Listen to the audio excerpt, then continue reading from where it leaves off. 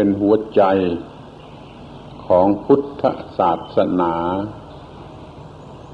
เราจะใช้เวลาไม่มากมายอะไรแต่จะพูดถึงสิ่งซึ่งเป็นหัวใจของพุทธศาสนาคือหลักการที่ว่าทุกสิ่งนั้นมิได้เป็นตัวตนตามธรรมชาติมิได้เป็นตัวตนเมื่อไปยึดถือเอาเป็นตัวตนมันก็เปลี่ยนรูปเป็นของหนักขึ้นมาแล้วก็ขบกัดผู้ที่ยึดถือว่าเป็นตัวตนนั่นแหละให้มีความทุกข์มีความลำบากใจความมันก็มีเท่านี้ทุกสิ่งตามธรรมชาติเป็นไปตามธรรมชาตินั่นไม่ใช่ตัวตน แต่พอถ้าจิตใจของใครมันโง่ไปทำความรู้สึกเป็นตัวตนขึ้นมามันก็มีปัญหาใหญ่หลวงคือมีความทุกข์เราจะพูดถึงเรื่องหัวใจของพุทธศาสนาในเวลาอันไม่นานเนี่ยแต่ท่านทั้งหลายจะต้องตั้งใจฟังให้ดี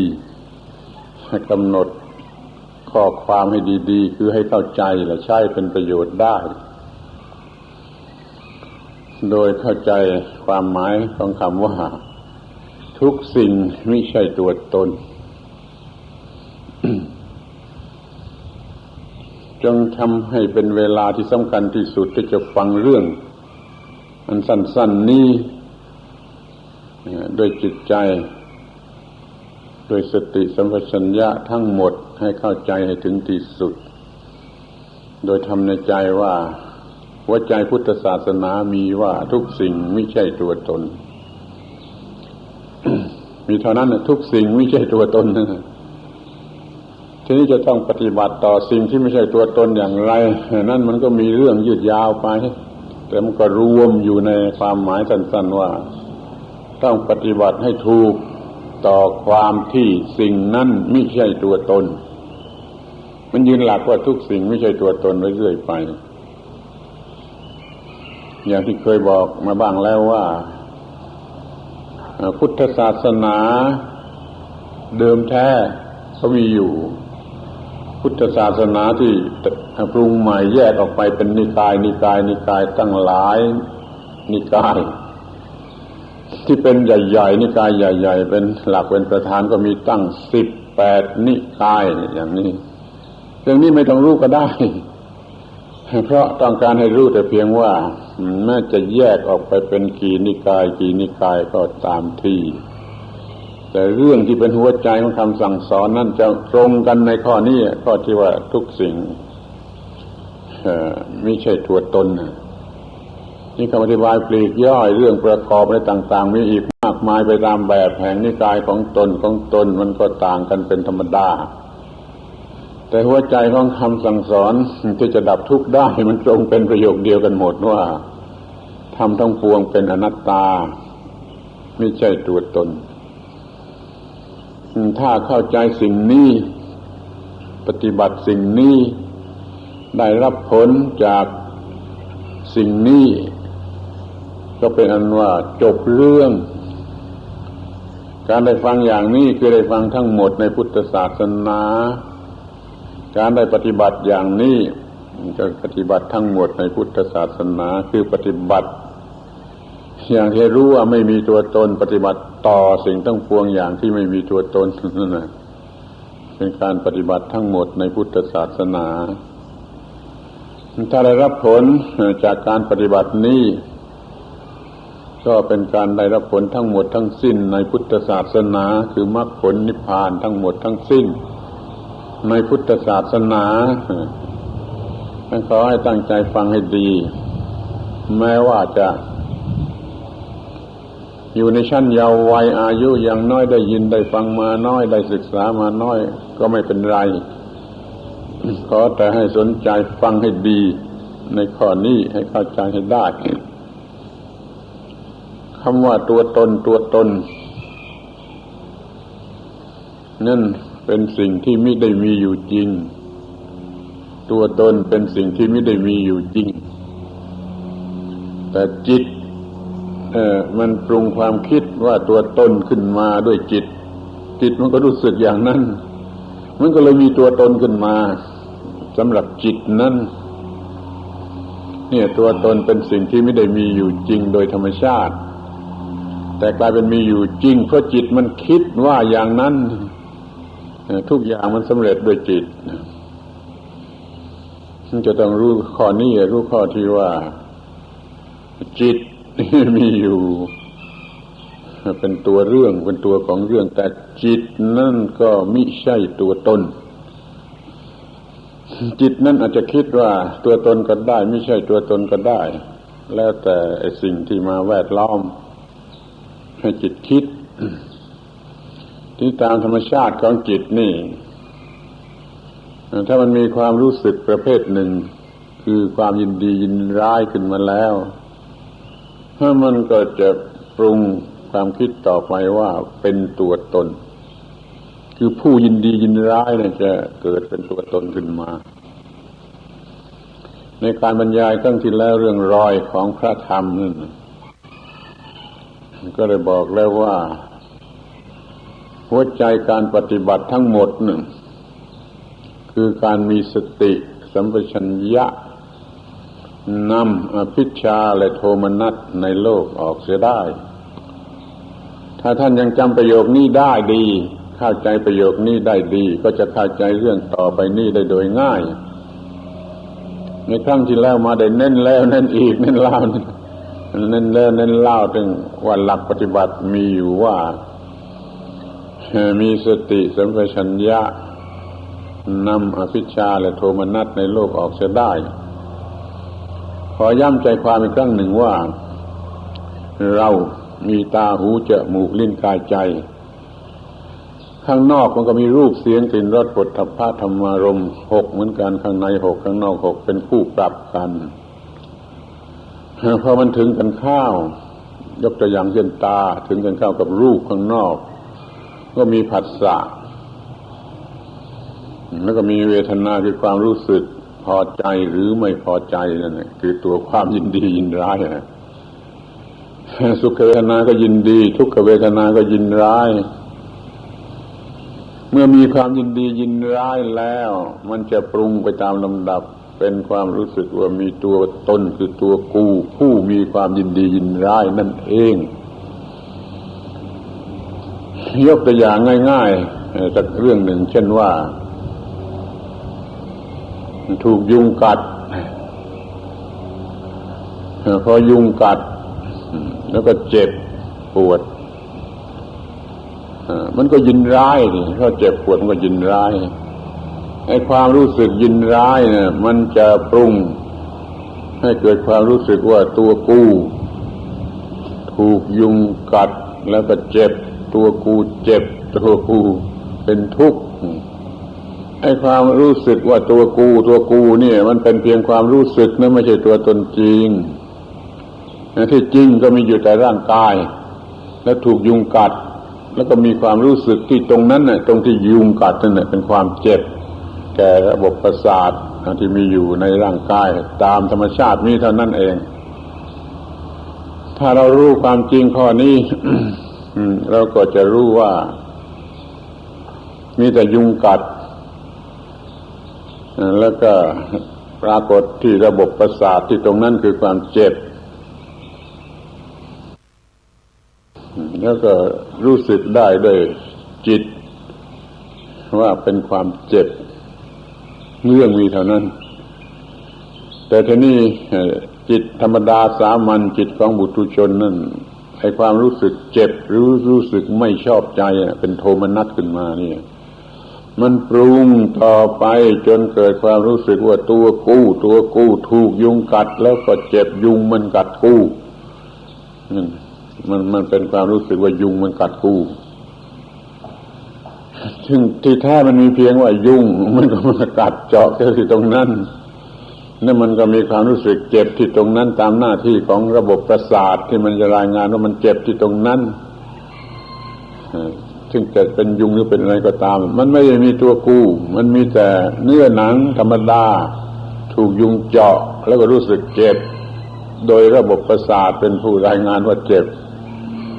ถ้ารู้สึกเพียงเท่านี้ก็ไม่มีตัวกู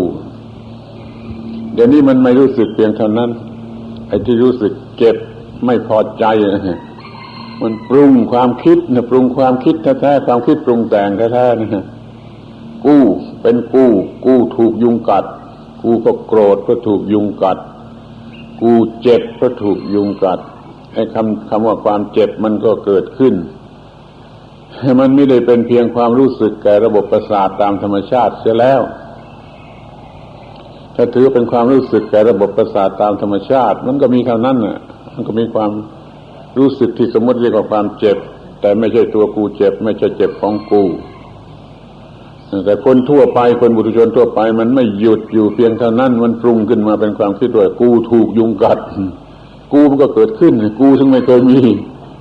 ซึ่งไม่มีไม่รู้อยู่ที่ไหนมันก็มาเกิดขึ้นมาเป็นตัวกูถูกยุงกัดแล้วก็เป็นทุกข์เนี่ยตัวอย่างที่จะแสดงให้เห็นว่าตัวกูนี่ไม่ใช่เป็นของจริงจังอะไรไม่ได้มีอยู่อย่างที่เรียกว่ามีอยู่ตลอดกาลเหมือนกับที่เขาเชื่อเขาคิดเขานึกกันว่าตัวกูมีอยู่ตลอดกาล ที่จริงตัวกูเป็นเพียงความรู้สึกที่เพิ่งเกิดชั่วขณะที่มีความยินดียินร้ายที่ถ้าว่าได้รับการประคบประหงมหรืออะไรก็ตามที่ตรงนั้นให้เกิดความสบายสนุกสบายขึ้นมามันก็ควรจะรู้สึกแต่เพียงว่าตรงนั้นมันเกิดความรู้สึกสบายขึ้นมาตามระบบประสาทตามหน้าที่ของระบบประสาทไม่ได้มีตัวกู้ผู้อร่อยผู้สบายแต่เดี๋ยวนี้มันไม่รู้อย่างนั้นพออร่อยหรือสบายมันก็ปรุงเป็นความคิดตัวกู้อร่อยหรือสบายนี่เรียกว่าโทโสอภิชฌามันเกิดขึ้นความยินดีมันได้เกิดขึ้นรู้จักเปรียบเทียบเป็นคู่ว่าความยินดีให้เกิดตัวกูอย่างไรความยินร้ายให้เกิดตัวกูอย่างไรเกิดตัวกูแล้วก็เหมือนกันแหละมันเป็นตัวกูสำหรับจะยินดียินร้ายความรู้สึกที่ไม่พอใจทำให้เกิดยินร้ายความรู้สึกพอใจทำให้เกิดยินดีถ้าเราไม่เกิดยินดียินร้ายตัวกูไม่มีทางเกิดนี่ประโยคที่สำคัญที่สุดถ้าเราไม่รู้สึกยินดียินร้ายตัวกูจะไม่เกิดได้ความรู้สึกว่าตัวกูจะไม่เกิดได้ตัวกูซึ่งเป็นของลมๆแรงๆน่ะไม่อาจจะเกิดได้ขอให้เข้าใจอย่างนี้จนจับได้ว่าอ้าวไอ้เรื่องตัวกูนี่มันเป็นเรื่องมายาเหลวคว้างมันไม่ได้มีตัวตนอยู่จริงเป็นแต่เพียงความรู้สึกเท่านั้นความรู้สึกเท่านั้นแต่ว่าไอ้ความรู้สึกเท่านั้นน่ะมันไม่ใช่เท่านั้นมันไม่ได้หยุดอยู่เท่านั้นมันปรุงแต่งความคิดอย่างอื่นต่อไปอีกมากมายยืดยาวเนาะมาตัวกูเจ็บเกิดเป็นตัวกูรู้สึกว่าตัวกูเจ็บขึ้นมาความคิดมันจะเกิดต่อไปว่ากูจะฆ่ายุงหรือกูจะทำอะไรต่อไปที่เกี่ยวกับการฆ่ายุงจะต้องไปหายามาฆ่ายุงจะต้องทำอะไรทุกอย่างและบางทีก็พานโกรธในสิ่งต่างๆต่อไปอีก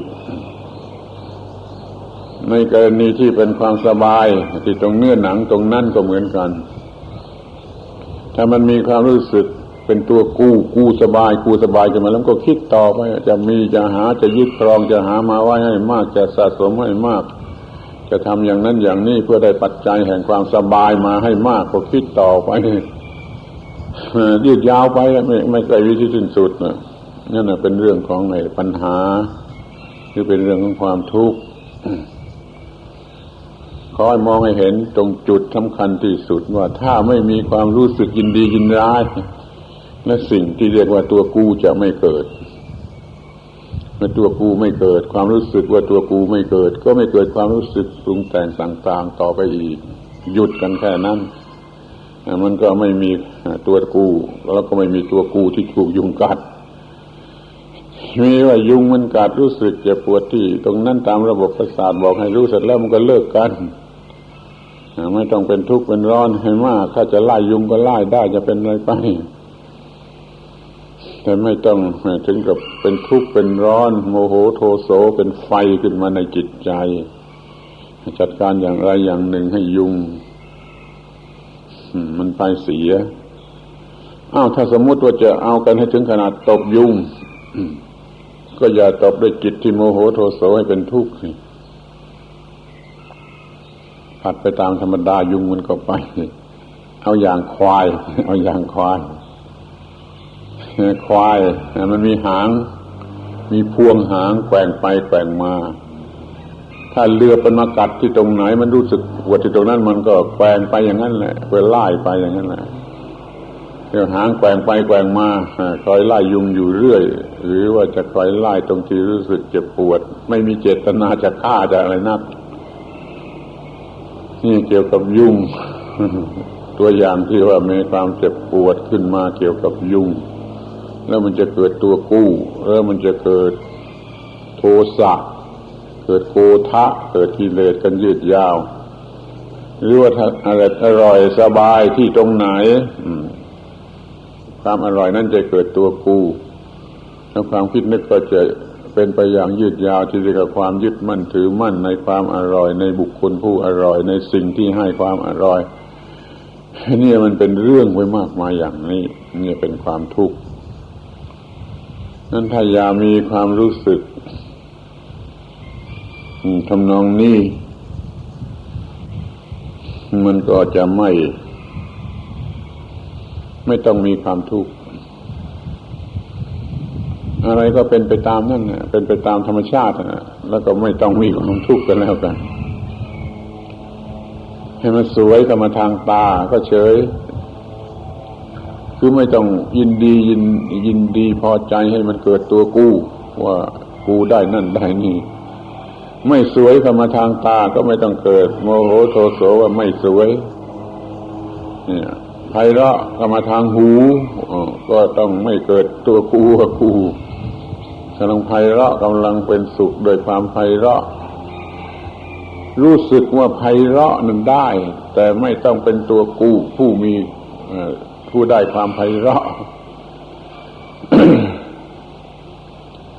จมูกได้กลิ่นหอม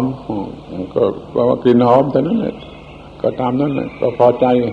เพียงว่ามันเป็นกลิ่นหอมแต่ไม่พอใจถึงขนาดจะมีตัวกูพูดพอใจพูดได้กลิ่นหอมแล้วก็หลงรักในกลิ่นหอมถ้ากลิ่นเหม็นมันก็กลิ่นเท่านั้นตามระบบประสาทเสนอรายงานมาว่าอย่างนี้กลิ่นเหม็นก็เท่านั้นแหละ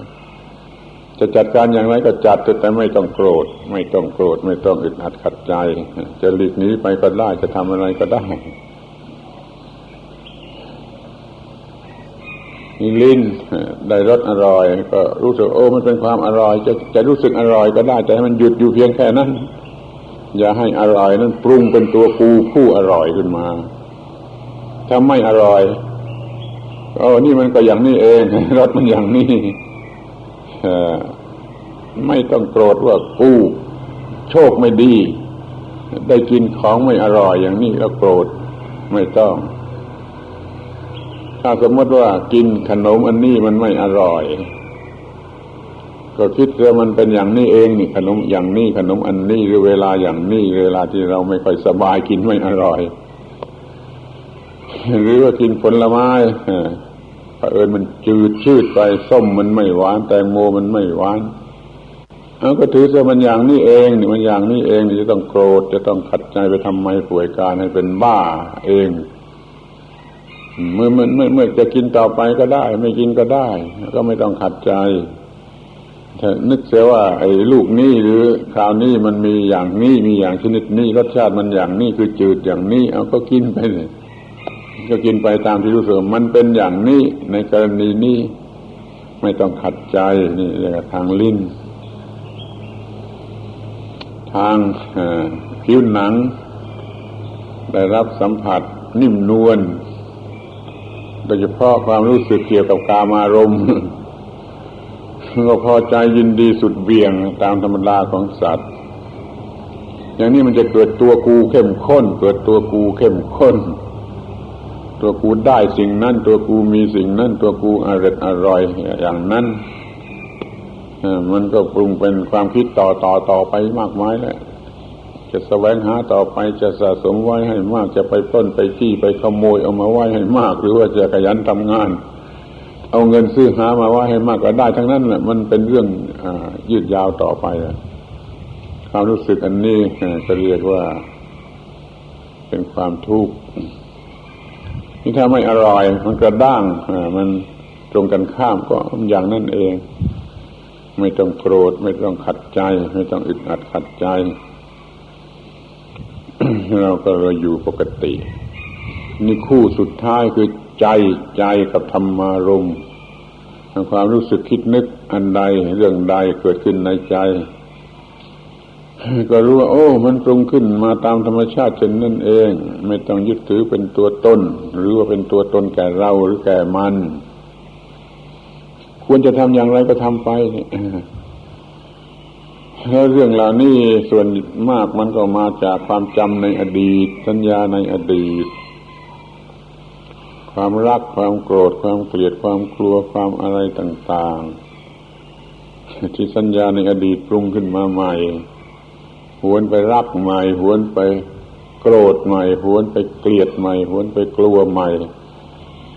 อย่างนี้ก็รุนแรงมาก ก็ให้รู้ว่านั่นมันเป็นอย่างนั้นเป็นการปรุงแต่งตามธรรมชาติในจิตในใจเป็นอย่างนั้นไม่ใช่ตัวกูมีอยู่หรือตัวกูเป็นอย่างนั้นนี่ก็ไม่เกิดตัวกูอีกเหมือนกันแปลว่าเมื่อมีการกระทบเข้ามาทั้ง6ทางคือตาหูจมูกลิ้นกายใจนี่รู้สึกทันท่วงทีว่ามันอย่างนั้นตามธรรมชาติตามลักษณะของธรรมชาติจะต้องรู้สึกอย่างนั้นอย่าไปเลยเถิดเป็นว่ารักหรือเกลียดหรือยินดีหรือยินร้ายถ้าทำได้อย่างนี้ก็เรียกว่าคนนั้นป้องกันความยินดียินร้ายในโลกไว้ได้หรือว่านำออกไปเสียจากกรณีที่มาเกี่ยวข้องกับเราเนี่ยได้อย่างคำสอนที่เป็นหลักว่ามีสติสัมปชัญญะนำอภิชาและโทมนัสในโลกออกเสียได้เนี่ยใจความสำคัญมันก็อยู่ที่มีสติสัมปชัญญะ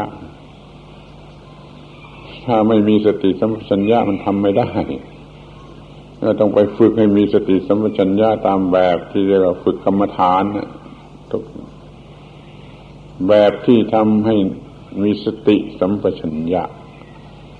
มีสติมากมีสติเร็วมีความรู้สึกสัมปชัญญะลึกมีสติสัมปชัญญะมากเลยเร็วเลยลึกอย่างนี้แล้วมันก็ไม่ยินดียินร้ายคือไม่เกิดอภิชาและโทมนัสเมื่อไม่เกิดยินดียินร้ายมันไม่มีความรู้สึกที่จะปรุงให้เป็นตัวกูของกูขึ้นมามันก็ไม่มีความทุกข์เลยนี่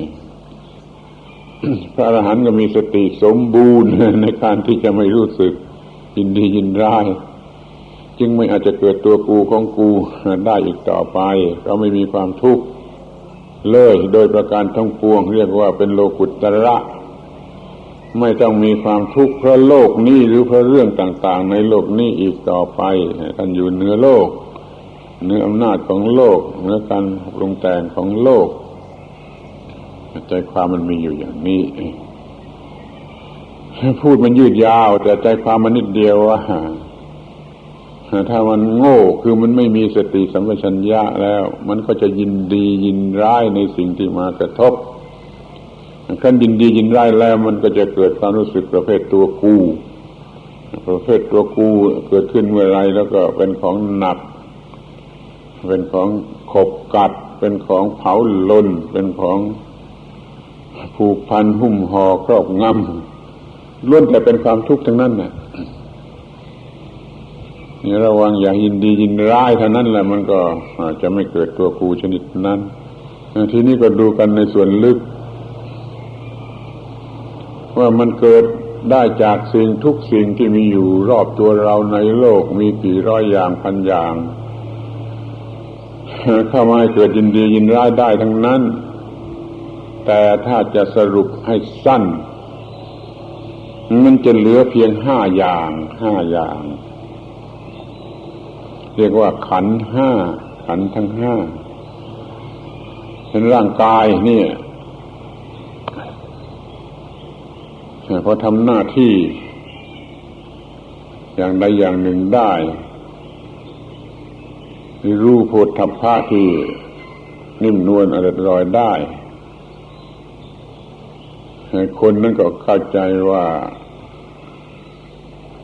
ตัวกูได้เอาร่างกายนั่นแหละเป็นตัวกูจนถูกตีเจ็บก็ตัวกูเจ็บเอาร่างกายนั่นเป็นตัวกู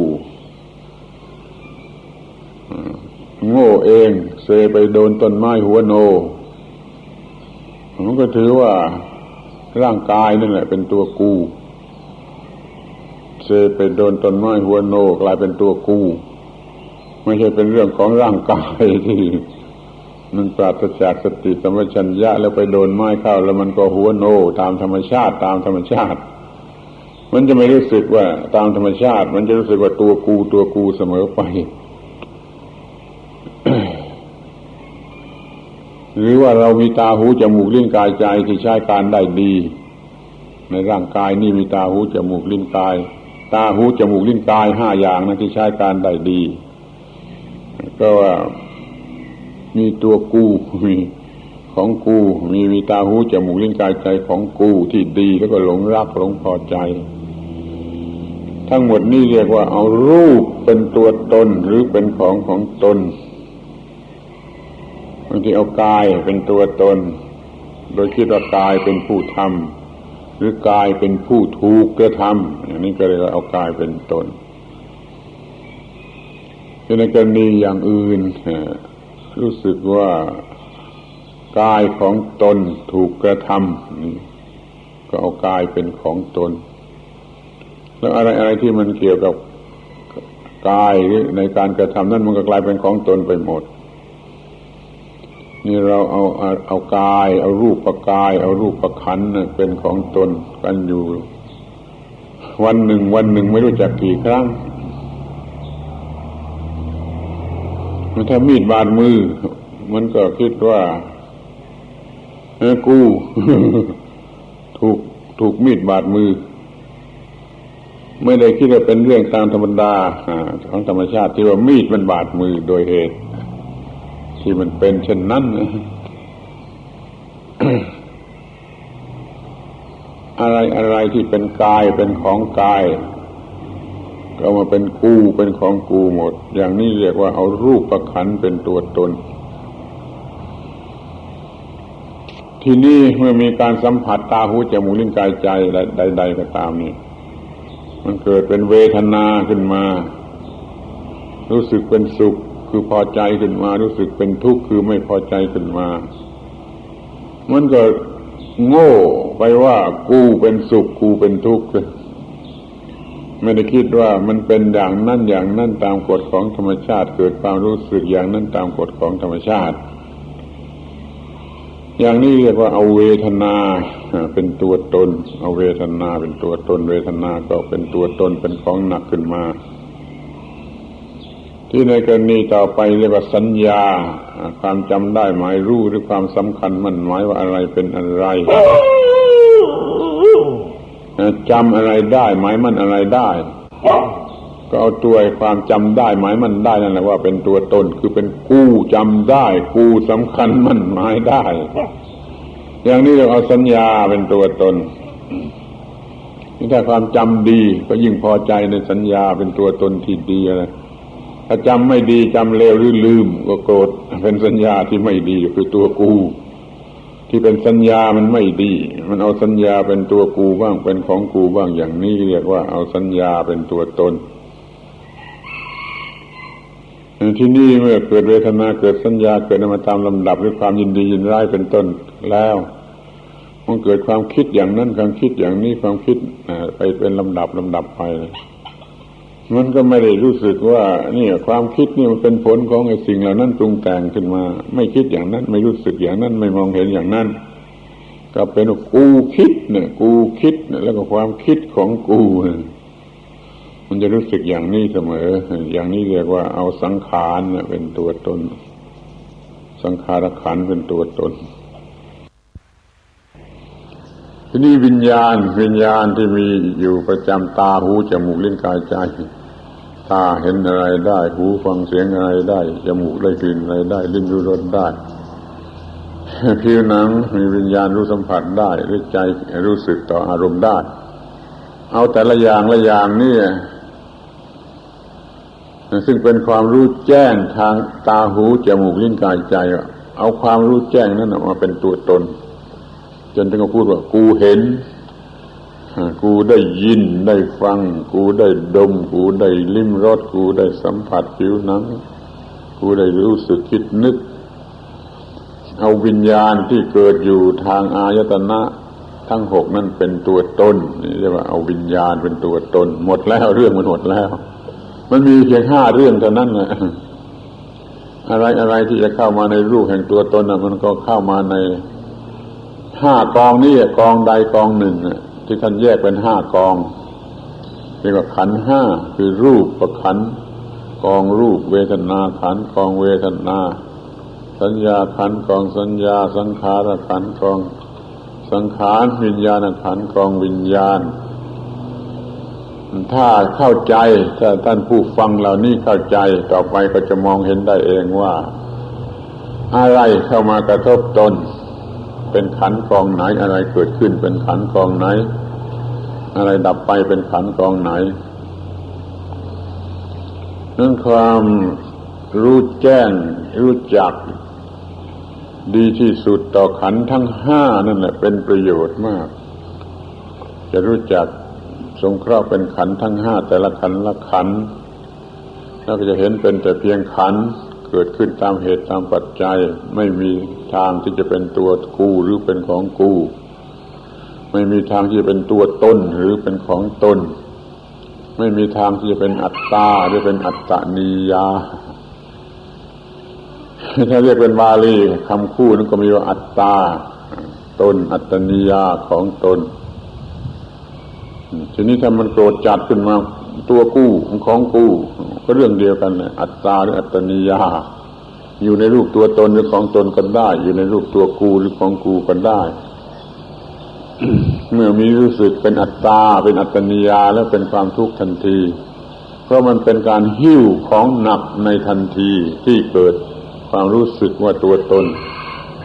อย่างนั้นมันก็หิ้วตัวเองหิ้วตัวตนจึงเป็นของหนักตัวตนเป็นของหนักก็เป็นความทุกข์เพราะตัวตนถ้ายึดถือเอาเหตุที่เป็นของตนมาของตนก็มาเป็นของหนักเหมือนกันหนักก็หิ้วของตนนี่หิ้วตัวเองก็หนักหิ้วของตัวเองก็หนักนี่คือตัวความทุกข์จึงกล่าวไว้เป็นหลักที่สำคัญในข้อหนึ่งว่าเมื่อไรมีความยึดถือยึดมั่นถือมั่นเมื่อนั้นก็เป็นทุกข์ความทุกข์เกิดขึ้นเพราะความยึดมั่นถือมั่นนั้นระวังอย่าเกิดความยึดมั่นถือมั่นคือปรุงเป็นตัวกูหรือปรุงเป็นของกูขึ้นมาระวังอย่ามีการกระทำที่โง่เขลาในจิตในใจปรุงเป็นตัวกูหรือของกูขึ้นมาเป็นตัวตนหรือของตนขึ้นมาระวังอย่ามีการปรุงอย่างนี้มันก็ไม่มีการหิ้วของหนักเมื่อไม่มีการหิ้วของหนักมันก็ไม่รู้สึกหนักคือมันไม่เป็นทุกข์พอมีตัวตนในอะไรก็จะต้องเป็นทุกข์ในเรื่องนั้นเพราะเหตุนั้นอย่างที่ท่านจะกล่าวไว้ง่ายๆว่าคนโง่คนบุตุชนคนโง่มีอะไรมีเงินก็ต้องเป็นทุกข์เพราะเงินมีควายก็ต้องเป็นทุกข์เพราะควายมีนาก็ต้องเป็นทุกข์เพราะนามีบ้านเป็นทุกข์เพราะบ้านมีเรือกสวนเป็นทุกข์เพราะเรือกสวนมีเงินก็เป็นทุกข์เพราะเงินเนี่ยมันน่าละอายคนโง่มีอะไรจะต้องเป็นทุกข์เพราะเหตุนั้นมีบุตรก็เป็นทุกข์เพราะบุตรมีภรรยาก็เป็นทุกข์เพราะภรรยามีสามีก็เป็นทุกข์เพราะสามีนี่สำหรับคนโง่ ที่มีแต่จะปรุงอะไรอะไรขึ้นมาให้เป็นตัวตนเป็นของตนอยู่อย่างง่ายดายอย่างรวดเร็วและอย่างตลอดเวลาขอให้สนใจเรื่องนี้ซึ่งเป็นเพียงเรื่องเดียวเป็นหัวใจของพระพุทธศาสนาถ้าสิ่งทั้งหลายทั้งปวงตามธรรมชาติธรรมดานั้นมันไม่ใช่ตนไม่ใช่ของตนแต่เกิดความรู้สึกเป็นตนของตนขึ้นมาได้ก็ในขณะที่มันโง่มันไม่ได้ศึกษาเราเรียนมาหรือมันไม่ได้เคยได้ยินได้ฟังจากท่านผู้รู้ผู้ใดมันปล่อยไปตามอำนาจของอวิชชาคือธรรมชาติที่ปราศจากความรู้อันถูกต้องมีแต่ความไม่รู้แล้วมันก็จะต้องปรุงอย่างนี้เสมอไปนี่ขอให้สนใจเป็นพิเศษในฐานะเป็นหัวใจของพุทธศาสนามีการปรุงเป็นตัวกูของกูเมื่อไรมีความทุกข์เหมือนนั้นจะไม่ให้ปรุงอย่างนั้นก็ต้องมีสติสัมปชัญญะจะมีสติสัมปชัญญะมันก็ต้องฝึกฝนทางจิตที่เรียกว่าทำกรรมฐานทำภาวนาทำอะไรก็ตามเป็นการฝึกฝนทางจิตจนรู้จักควบคุมจิตรู้ทันเวลาที่มีอะไรมากระทบไม่เปิดโอกาสให้ปรุงเป็นตัวตนของตนเรื่องมันก็จบก็ไม่มีความทุกข์ จะมีโอกาสมีเวลาก็ไปฝึกสมาธิภาวนาแบบที่มันทำให้มีสติสัมปชัญญะเนี่ยมันมีอยู่ไม่เป็นแบบมีอยู่ศึกษาแล้วปฏิบัติอยู่เป็นประจำเราก็จะมีความเปลี่ยนแปลงเกิดขึ้นคือจะไม่หลงคิดนึกปรุงแต่งเป็นตัวตนโดยทั่วไปก็คือในเวลาที่มีผัสสะในขณะที่มีผัสสะในกรณีที่มีผัสสะคือมีอะไรมากระทบตามีอะไรมากระทบหูมีอะไรมากระทบจมูกมีอะไรมากระทบลิ้นมีอะไรมากระทบผิวหนังมีอะไรมากระทบจิตใจนี่ตอนนั้นเรียกว่ามีผัสสะพอมีผัสสะแล้วมันไม่มีปัญญามันก็มีความโง่มันก็ปรุงไปตามแบบความโง่มันก็เกิดเวทนาออกมาสำหรับยินดีเวทนาออกมาสำหรับยินร้ายทั้งนั้นทุกคู่ไปพอเกิดความยินดียินร้ายแล้วก็เกิดตัวตนแล้วก็เป็นทุกข์ไปตามแบบของตัวตนนั่นคอยทุกคนระวังตลอดเวลาในชีวิตประจำวันเมื่อมีผัสสะเมื่อไม่มีผัสสะไม่มีอะไรมากระทบตาหูจมูกลิ้นกายใจไม่มีเรื่องว่างสบายพอมีอะไรมากระทบตาหูจมูกลิ้นกายใจระวังให้ดีเถอะมันจะมีความยินดีหรือมิฉะนั้นก็มีความยินร้ายพอยินดียินร้ายก็เกิดตัวกูของกูแล้วก็เป็นล้มลุกคลุกคลานตามแบบที่มีตัวกูของกูนี่เป็นใจความสำคัญรายละเอียดปลีกย่อยหรือคำพูดที่จะพูดให้ชัดเจนกว่านี้ก็จะรู้ได้เองขอจำใจความสำคัญได้ว่าถ้ามียินดียินร้ายเมื่อไรมันก็ปรุงเป็นตัวกูของกูเมื่อนั้นแล้วความคิดแห่งตัวกูของกูมันก็เป็นไปอย่างที่ว่าสุดเวียงของมันทุกแล้วทุกอีกทุกแล้วทุกเล่าตัวกูอย่างนี้เกิดทุกทีก็เป็นทุกทีเกิดทุกทีเป็นทุกทีตัวกูเกิดทุกทีเป็นทุกทีตัวกูไม่เกิดก็ไม่เป็นทุกทีตัวกูไม่เกิดทุกทีก็ไม่เป็นทุกทีมันมีอะไรมากระทบทำให้ตัวกูน่าจะเกิดแต่แล้วรู้สึกตัวทำควบคุมไว้ได้ไม่เกิดมันก็ไม่เป็นทุกข์นี่แหละตัวกูเกิดทุกทีเป็นทุกทีตัวกูไม่เกิดทุกทีก็ไม่เป็นทุกทีเรื่องก็เป็นหลักง่ายๆสั้นๆอย่างนี้ถ้าเราระวังผัสสะให้ดีในชีวิตแต่ละวันละวันอย่าให้โง่ในเวลาที่มีผัสสะ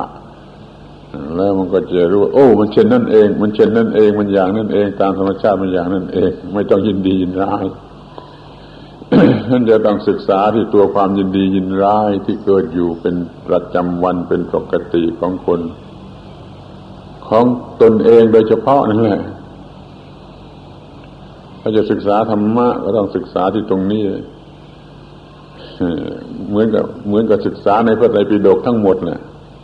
ถ้าศึกษาตรงนี้ตรงที่ชีวิตมีผัสสะนี่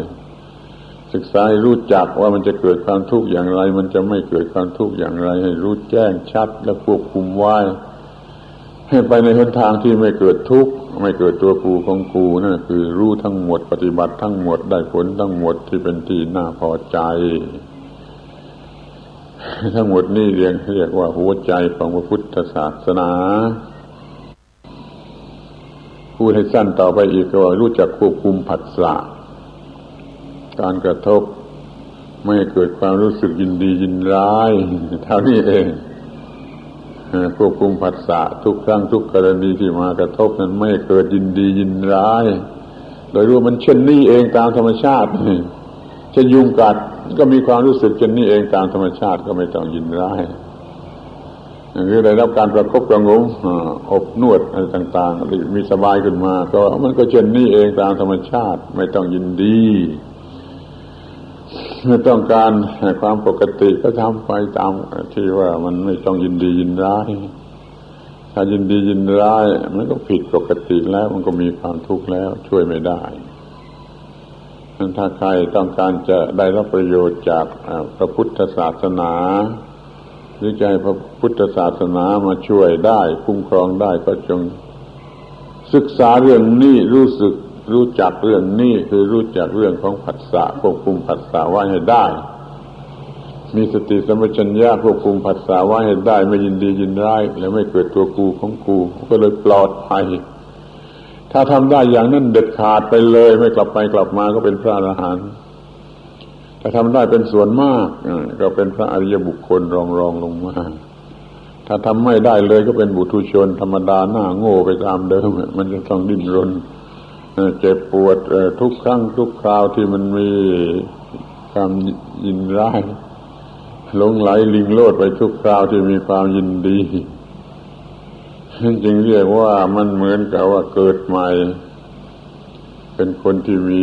สติปัญญาวิชาความรู้จักจัดรู้จักทำไม่ให้จิตนี่เป็นทุกข์ได้เรามีความรอบรู้ในการระมัดระวังจัดหรือทำไม่เกิดความทุกข์ขึ้นในจิตได้จิตใจก็เป็นจิตใจก็มีร่างกายมีระบบประสาทมีอะไรเนื่องถึงกันอยู่ซึ่งจะปรุงแต่งจิตหรือจะถูกควบคุมโดยจิตนี่ถ้าจิตได้ศึกษามีความรู้ดีแล้วจิตก็ไม่ไปหลงโง่อะไรให้เป็นตัวตนขึ้นมาก็ไม่มีความทุกข์คือจิตจะไม่ไปหลงโง่ยินดีหรือยินร้ายในอะไรขึ้นมามันก็ไม่เกิดตัวตนหรือของตนมันก็ไม่เป็นทุกข์จิตนั่นก็ไม่ใช่ตัวตนร่างกายก็ไม่ใช่ตัวตนระบบประสาทก็ไม่ใช่ตัวตนความรู้สึกต่างๆก็ไม่ใช่ตัวตนเป็นเพียงธรรมชาติตามธรรมชาติเป็นไปตามกฎของธรรมชาติไม่ใช่ตัวตนก็เลยไม่มีตัวตนในชีวิตนี้ในอัตภาพนี้เป็นมีแต่กายกับจิต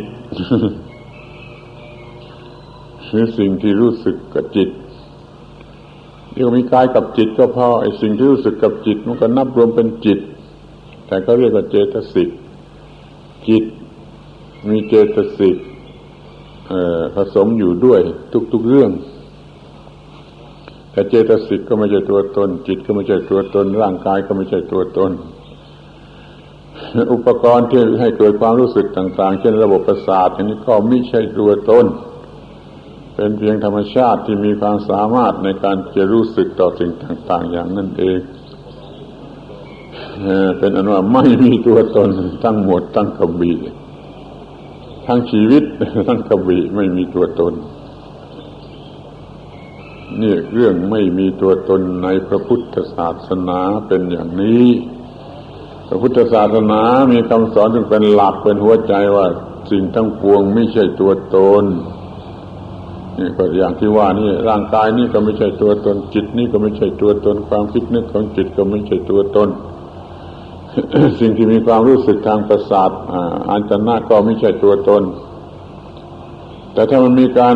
ทำผิดเกิดโง่ไปยินดียินร้ายในอะไรข้าวตัวตนมันก็เกิดขึ้นมาลุมๆแรงๆอย่างเป็นมายาที่สุดแต่ว่าไอ้เป็นมายาที่สุดนี่กลับมีพิษร้ายที่สุดกัดเอาเจ็บปวดเหลือประมาณ มีความทุกข์เพราะเอาความเกิดมาเป็นของตนก็มีปัญหาตลอดชีวิตมีความทุกข์เพราะเอาความแก่มาเป็นของตนไม่ปล่อยให้เป็นความแก่ของธรรมชาติมันก็เป็นทุกข์เพราะความแก่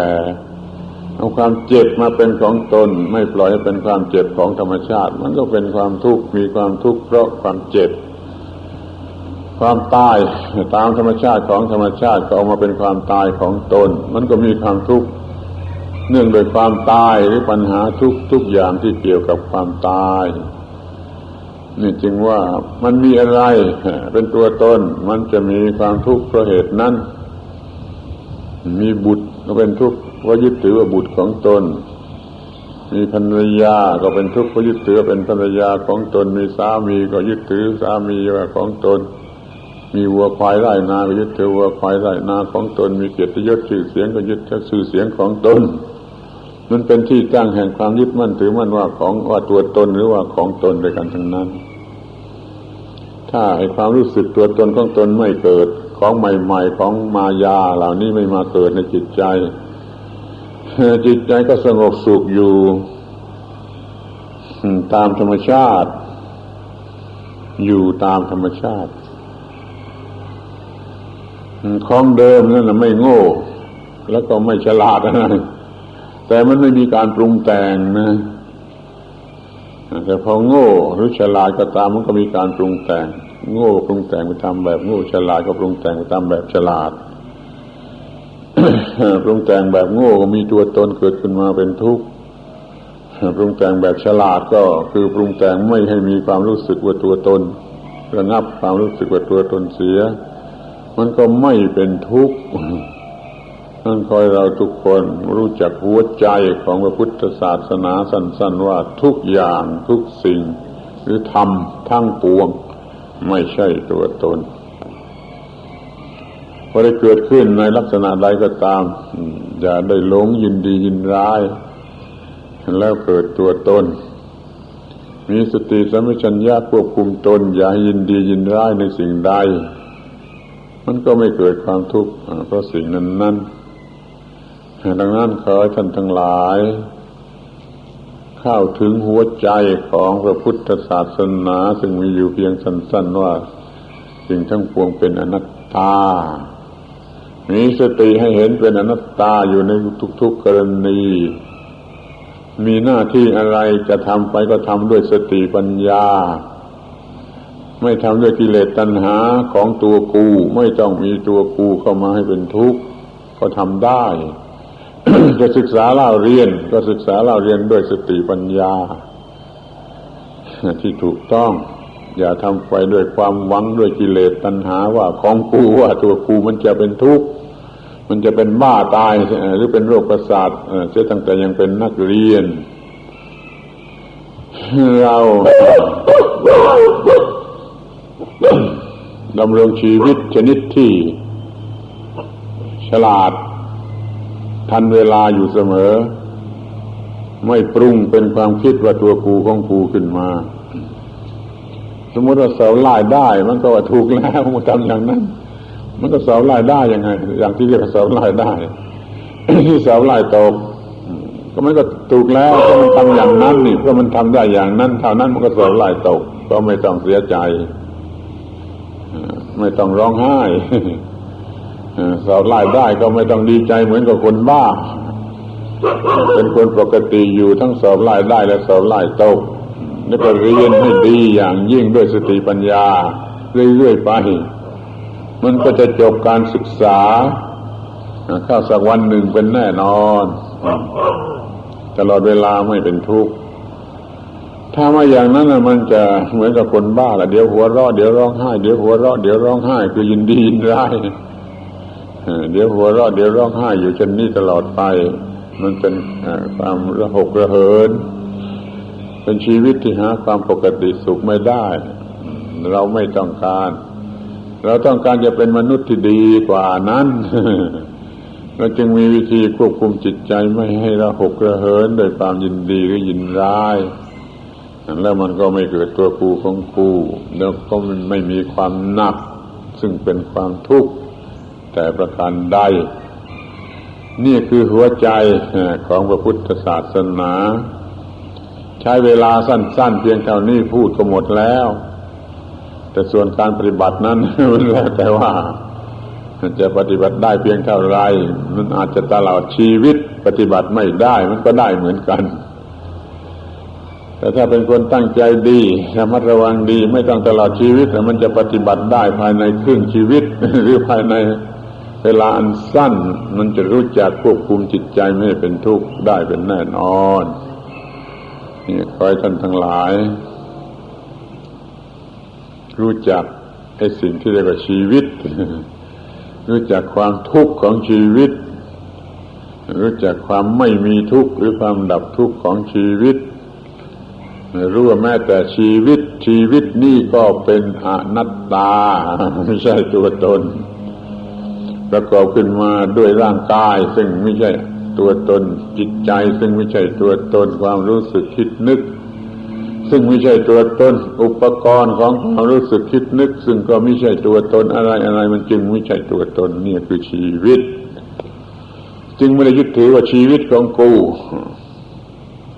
ก็เลยไม่ต้อง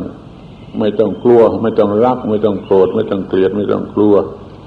เหมือนพระอรหันต์ท่านไม่ต้องมีความรักโกรธเกลียดกลัววิตกกังวลอะไรอาวรณ์อะไรส่วนบุถุชนที่จะเต็มไปด้วยความรักความโกรธความเกลียดความกลัวความวิตกกังวลอะไรอาวรณ์อิจฉาริษยาหึงหวงเหล่านี้เป็นต้นคนดีมีเมื่อไม่เกิดตัวกูคือสงบสุขเป็นพระนิพพานถ้าว่ามันปรุงเป็นตัวกูของกูมันก็เป็นวัฏสงสารเต็มไปด้วยความเร่าร้อนเหมือนกับอยู่ในกองไฟหรืออยู่ในกระทะน้ำเดือดการบรรยายสมควรแก่เวลาแล้วขอร้องท่านทั้งหลายว่าข้อความสั้นๆนี้สำคัญที่สุดขอให้อยู่กับจิตใจในความจำในความรู้อยู่ตลอดเวลาจะคุ้มครองไม่เกิดความทุกข์ได้จนตลอดชีวิตและมีความสุขอยู่ทุกทิพาราตรีการเทิน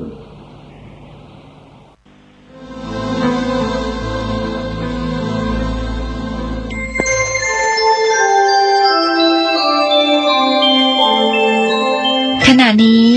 ท่านกำลังฟังสถานีวิทยุกระจายเสียง FM 104.5 เมกะเฮิรตซ์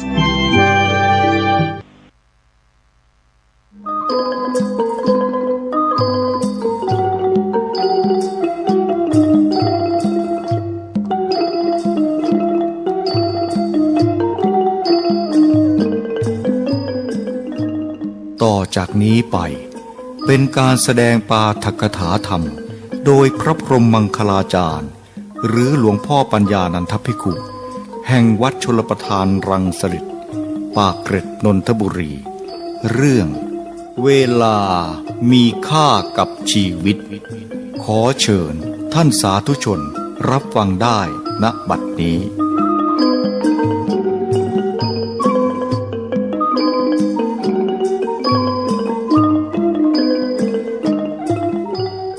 พุทธบริษัททั้งหลายณ บัดนี้ถึงเวลาของการฟังปาฐกถาธรรมะอันเป็นหลักคำสอนในทางพระพุทธศาสนาแล้วขอให้ทุกท่านอยู่ในอาการสงบตั้งอกตั้งใจฟังด้วยดี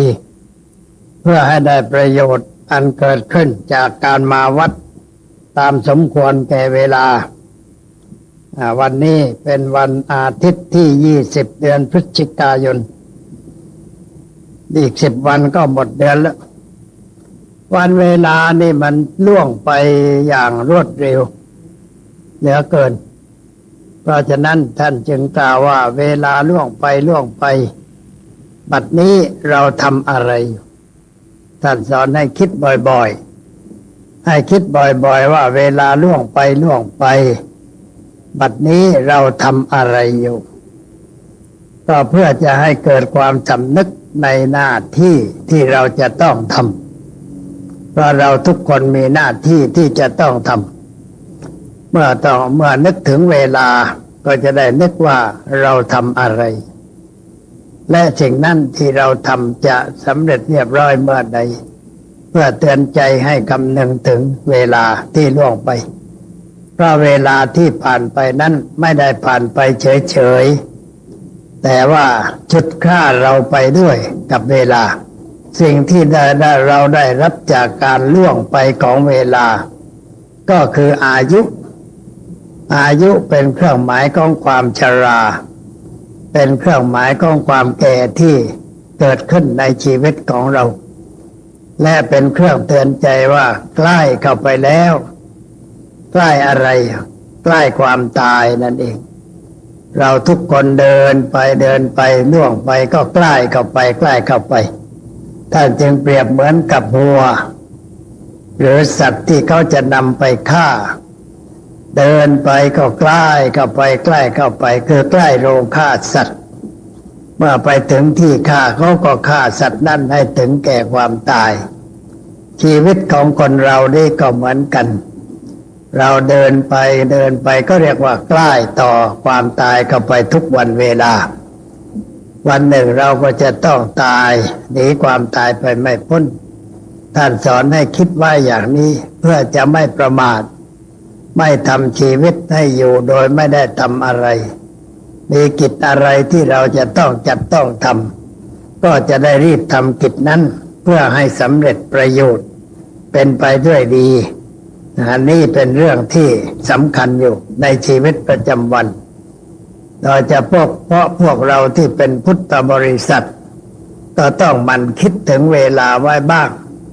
เพื่อจะได้ใช้เวลาทุกวินาทีให้เกิดประโยชน์แก่ตนแก่ท่านประโยชน์นั่นก็คือการปฏิบัติหน้าที่นั่นเองเรามีหน้าที่อะไรที่จะต้องจัดต้องทำก็ทำหน้าที่นั้นเสียให้ถูกต้องไม่ให้เสียเวลาไปเพียงเปล่าเพราะเวลาที่ผ่านไปแล้วเราเรียกคืนไม่ได้มันผ่านก็ผ่านไปเราเรียกกลับมาเหมือนเดิมไม่ได้เรียกความหนุ่มมาก็ไม่ได้เพราะว่าเรากลับหลังไม่ได้เรามีแต่เดินหน้าเรื่อยไปจนกว่าจะถึงจุดหมายของการเป็นอยู่ในชีวิตประจำวันอันนี้เป็นข้อคิดที่เราทั้งหลายควรจะได้คำนึงไว้บ่อยๆสมัยนี้เรามีนาฬิกาผูกข้อมือกันทั้งนั้นเอานาฬิกามาผูกไว้ที่ข้อมือเพื่ออะไรเพื่อจะได้ดูว่าเวลาเท่าไหร่เช้าสายบ่ายเย็นกลางคืนเป็นอย่างไรเราจะได้รู้เวลาแล้วได้เตือนตัวเองว่าเวลาผ่านไปวินาทีชั่วโมงวันสัปดาห์เดือนปีมันผ่านไปอย่างนี้แล้วเราได้ทำอะไรบ้างในชีวิตประจำวันสิ่งใดควรละเราได้ละแล้วหรือยังสิ่งใดควรเจริญเราได้ทำให้เกิดขึ้นแล้วหรือยังในแง่การปฏิบัติมันก็มีสองเรื่องเรื่องละกับเรื่องเจริญเรื่องละก็หมายความว่าละสิ่งที่เราหลงไหลมัวเมากระทำลงไปโดยรู้เท่าไม่ถึงการไม่รู้ว่าสิ่งนั้นคืออะไรมันจะเกิดทุกข์เกิดโทษแก่เราอย่างไรเสียหายอย่างไรเราไม่ได้ใช้ปัญญาเป็นเครื่องพิจารณาแล้วเราทำไปด้วยความหลงด้วยความประมาททำบ่อยๆมันก็กลายเป็นนิสัยเป็นสันดานขึ้นในใจของเราเราก็ต้องพิจารณาขูดเกลาสิ่งนั้นออกไปละสิ่งนั้นออกไปเพราะว่าสิ่งนั้นไม่ใช่ของเดิมของเราของเดิมมันไม่ได้เป็นอย่างนั้นแต่เป็นของใหม่ที่เข้ามาเกาะจับอยู่ในใจของเรา เราต้องขูดต้องเกลาเอาสิ่งนั้นออกไปให้หมดไปโดยลำดับและว่าสิ่งนั้นหมดไปแล้วก็ทำสิ่งใหม่ให้เกิดขึ้นใกล้ๆกับว่าเราจะทาสีเราก็ต้องตกแต่งพื้นที่จะทาให้ดีเสียก่อนด้วยการจะขัดเกลาแล้วก็ถูให้มันสะอาดควรที่จะลงสีได้พอสะอาดดีแล้วเราก็เอาสีที่เราต้องการทาลงไปสำเร็จรูปเป็นสีสวยสดงดงามฉันใดในใจของเรานี่ก็เหมือนกันความจริงใจของเราแต่ดั้งเดิมนะมันไม่มีอะไรไม่มีสิ่งสกปรกเศร้าหมองไม่มีความโลภไม่มีความโกรธไม่มีความหลงไม่มีความริษยาพยาบาทอะไรทั้งนั้นสิ่งที่เรียกว่ากิเลสเนี่ยไม่ได้อยู่ที่ใจของเรามาตั้งแต่ดั้งเดิมนั้นมันไม่มีพระพุทธเจ้าก็ตรัสยืนยันในข้อนี้ว่าปภัสสรมิทังภิกขเวจิตตังตันจักคู่อาคันตุเกหิอุปกิริตังว่าภิกษุทั้งหลายจิตนี้เป็นธรรมชาติผ่องใสแต่มันขุ่นมัวเพราะอาศัยสิ่งที่มาจรเข้ามากระทบสิ่งที่มากระทบนั่นมาจากภายนอกรูปเข้ามาทางตาเสียงเข้าทางหูกลิ่นเข้าทางจมูกรสผ่านลิ้นสิ่งถูกต้องกระทบกายประสาทผ่านกายเข้าไปแล้วก็ใจเราก็ไปรับสิ่งนั้นไว้แต่รับด้วยอวิชชาความไม่รู้ก็เลยหลงไหลมัวเมาอยากได้ในสิ่งนั้นแต่ถ้าเรารับรู้ด้วยปัญญาสิ่งนั้นก็ไม่เป็นพิษเป็นภัยแก่เรามันกระทบแล้วมันก็หายไปไม่เกาะจับอยู่ในใจของเราหรือว่าเรียกว่าไม่ตกผลึกตกผลึกแล้วมันก็เกาะจับอยู่ในใจของเราทำใจของเราให้เสียหายเราจึงต้องพิจารณาอย่างนี้แล้วก็รู้ว่าต้นเดิมมันไม่มีอะไรเป็นธรรมชาติผุดผ่องสะอาดอยู่อันนี้สิ่งอะไรที่เข้ามาอยู่ในใจของเราเช่นกิเลสประเภทต่างๆความโลภความโกรธความหลงความริษยาพยาบาทอาฆาตจองเวรถือเนื้อถือตัวแข่งดีมีประการต่างๆนั้นมันเกิดขึ้นภายหลังเกิดขึ้นแล้วเราไม่รู้เพราะเราขาดปัญญาเป็นเครื่องพิจารณาเราก็ปล่อยให้มันเกิดแล้วเกิดอีกบ่อยๆเช่นเราโกรธบ่อยๆความโกรธมันก็ตกผลึกอยู่ในใจของเราเราเกลียดบ่อยๆความเกลียดก็ตกเป็นผลึกอยู่ในใจของเราเราริษยาบ่อยๆก็มีอารมณ์มักริษยาอยู่ในใจของเราสิ่งนี้มันมาทีหลังไม่ใช่ของดั้งเดิมในตัวของเราให้รู้ไว้อย่างนั้นอย่าไปเที่ยวเข้าใจผิดคิดว่านี่มันเป็นของเก่าหรือว่าเป็นของดั้งเดิมเป็นอะไรของเรามันไม่ใช่แล้วอีกประการหนึ่งโดยหลักการในทางพระพุทธศาสนานั้นไม่มีอะไรถาวรมันเกิดดับอยู่ตลอดเวลากุศลก็เกิดดับอกุศลก็เกิดดับความดีเกิดดับความชั่วเกิดดับขึ้นในใจของเราเกิดแล้วมันก็ดับไปแต่เราไม่รู้ไม่เข้าใจมันเกิดบ่อยๆมันดับอยู่บ่อยๆแล้วจนชินเป็นนิสัยเพราะอาศัยการฝึกฝนการอบรมโดยไม่รู้ไม่เข้าใจเราจึงมีนิสัยอย่างนั้นเช่นนิสัยใจร้อนนิสัยมักโกรธหุนหันพลันแล่นอะไรต่างๆความจริงมันก็ไม่ใช่ของเดิมมันเพิ่งเกิดขึ้นเมื่อเรารับสิ่งต่างๆแล้วก็มาปรุงมาแต่งให้เป็นไปในรูปอย่างนั้นแล้วก็ยึดถือไว้ว่าเป็นตัวเราเป็นของเราขึ้นมามันจึงก่อจับอยู่ในใจของเราอย่างมั่นคงถาวรไม่รู้จักสิ้นจักจบกันสักทีแล้วเราเองก็เข้าใจผิดคิดว่าเรามันเป็นอย่างนั้นธรรมชาติของเราเป็นอย่างนั้นธรรมดาของเราเป็นอย่างนั้นซึ่งมันไม่ถูกต้องความจริงมันไม่ได้เป็นอย่างนั้นเลยมันยังผ่องใสสะอาดอยู่ แต่เพราะว่าสิ่งกระทบเนี่ยมันมีทุกวันทุกเวลารูปเข้าทางตาเสียงเข้าทางหูกลิ่นเข้าทางจมูกรสผ่านลิ้น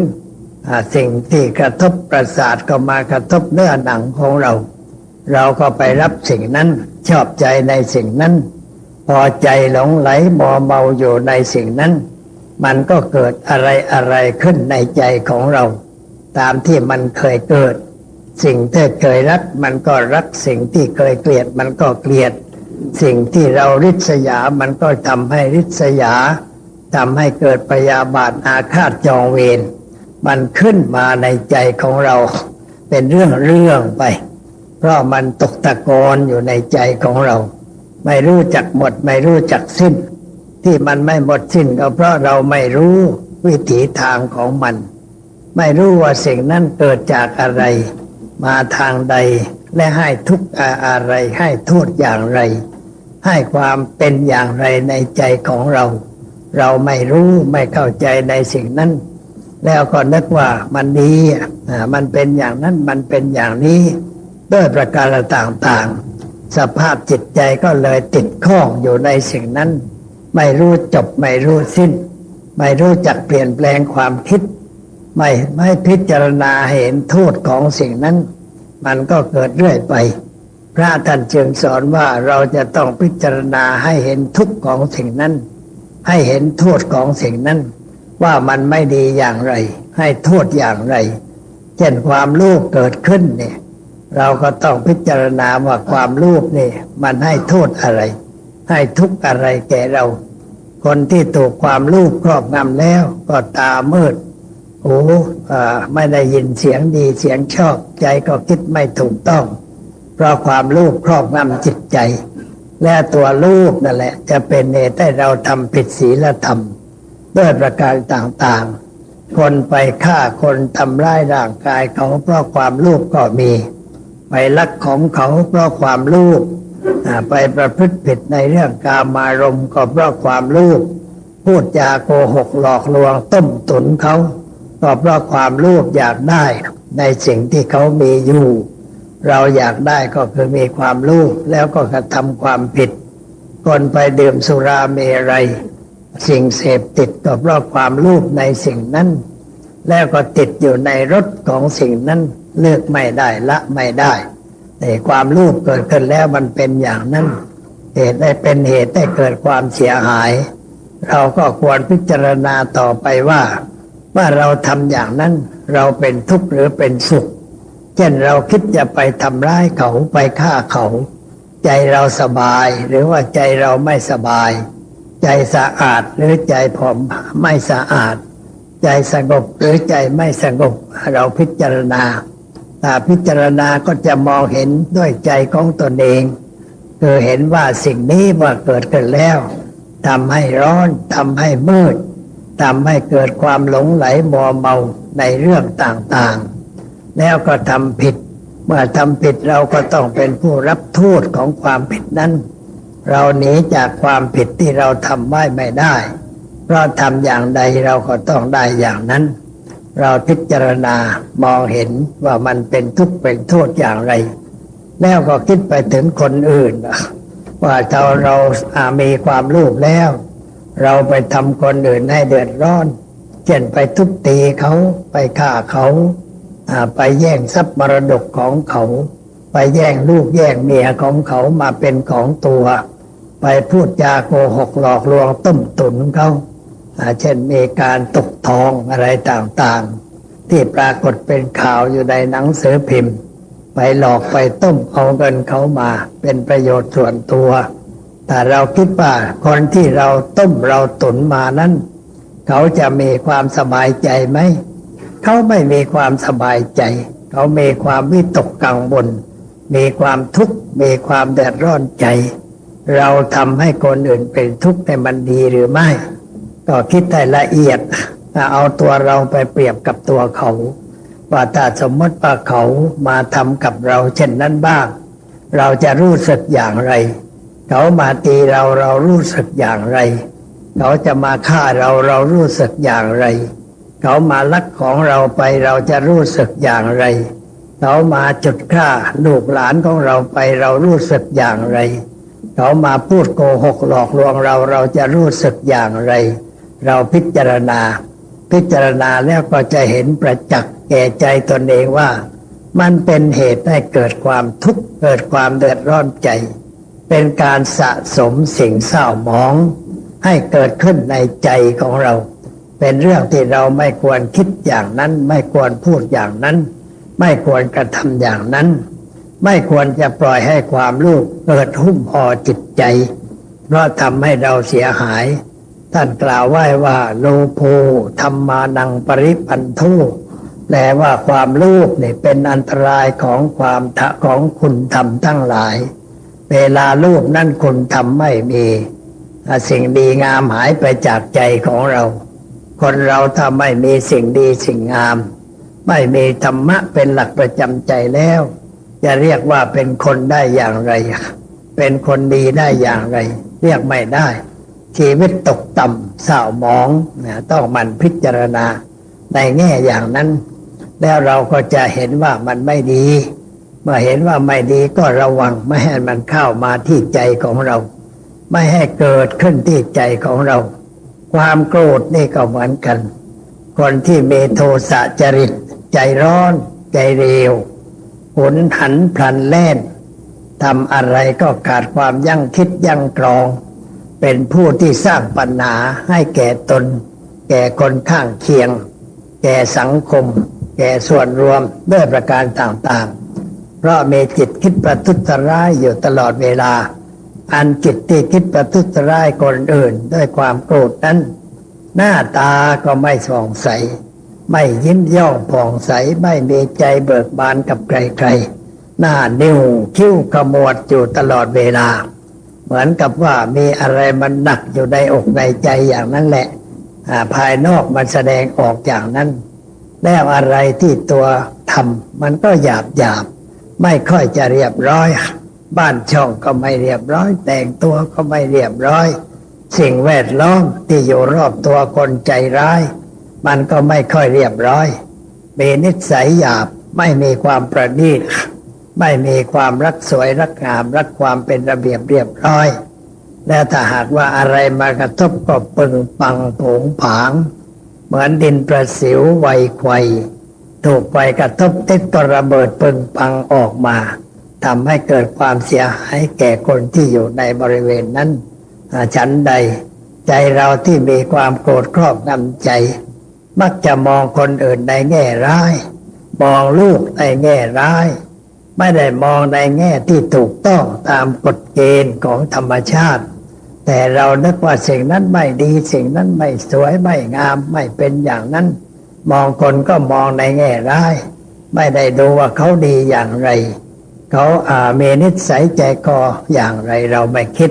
เราคิดแต่ในแง่ร้ายพอเห็นคนก็นึกว่าเป็นศัตรูของเขาแล้วเขาก็จะขุ่นขึ้นมาหน้าตาก็เปลี่ยนสีตาแดงปากคอสั่นมือไม้สั่นแสดงอาการที่มันไม่สมควรแก่สุภาพชนออกไปเพราะความโกรธมันครอบงำจิตใจมีอะไรอยู่ใกล้ก็จับสิ่งนั้นแล้วก็ใช้เป็นอาวุธมีไม้อยู่ใกล้ก็ตีด้วยไม้มีมีดอยู่ใกล้ก็ทำร้ายร่างกายเขาด้วยมีดด้วยปลาถ้ามีปืนอยู่ใกล้ก็ยิงเปรี้ยงปร้างไปถูกคนนั้นถึงแก่ความตายสิ่งเหล่านี้เกิดขึ้นก็เพราะว่าจิตมันประทุษร้ายตัวเองแล้วไปประทุษร้ายผู้อื่นทำให้ผู้อื่นได้รับความทุกข์ได้รับความเดือดร้อนเพราะความโกรธที่เกิดขึ้นแล้วคนที่โกรธบ่อยๆก็มีนิสัยเขาเรียกว่าไวต่อความโกรธเหมือนดินประสิวไวไขว่เหมือนน้ำมันใกล้ไขว่มันอาจจะลุกพุบพับขึ้นมาเมื่อใดก็ได้คนหลังนั้นจะไม่มีความสุขทางใจเลยไม่มีความสงบทางใจเลยแม้แต่น้อยให้เราสังเกตดูคนที่อยู่ใกล้ๆกับเราถ้าเป็นคนหงุดหงิดพูดงานใจร้อนใจเร็วดูกิริยาท่าทางหน้าตาที่แสดงออกไม่ค่อยดีเลย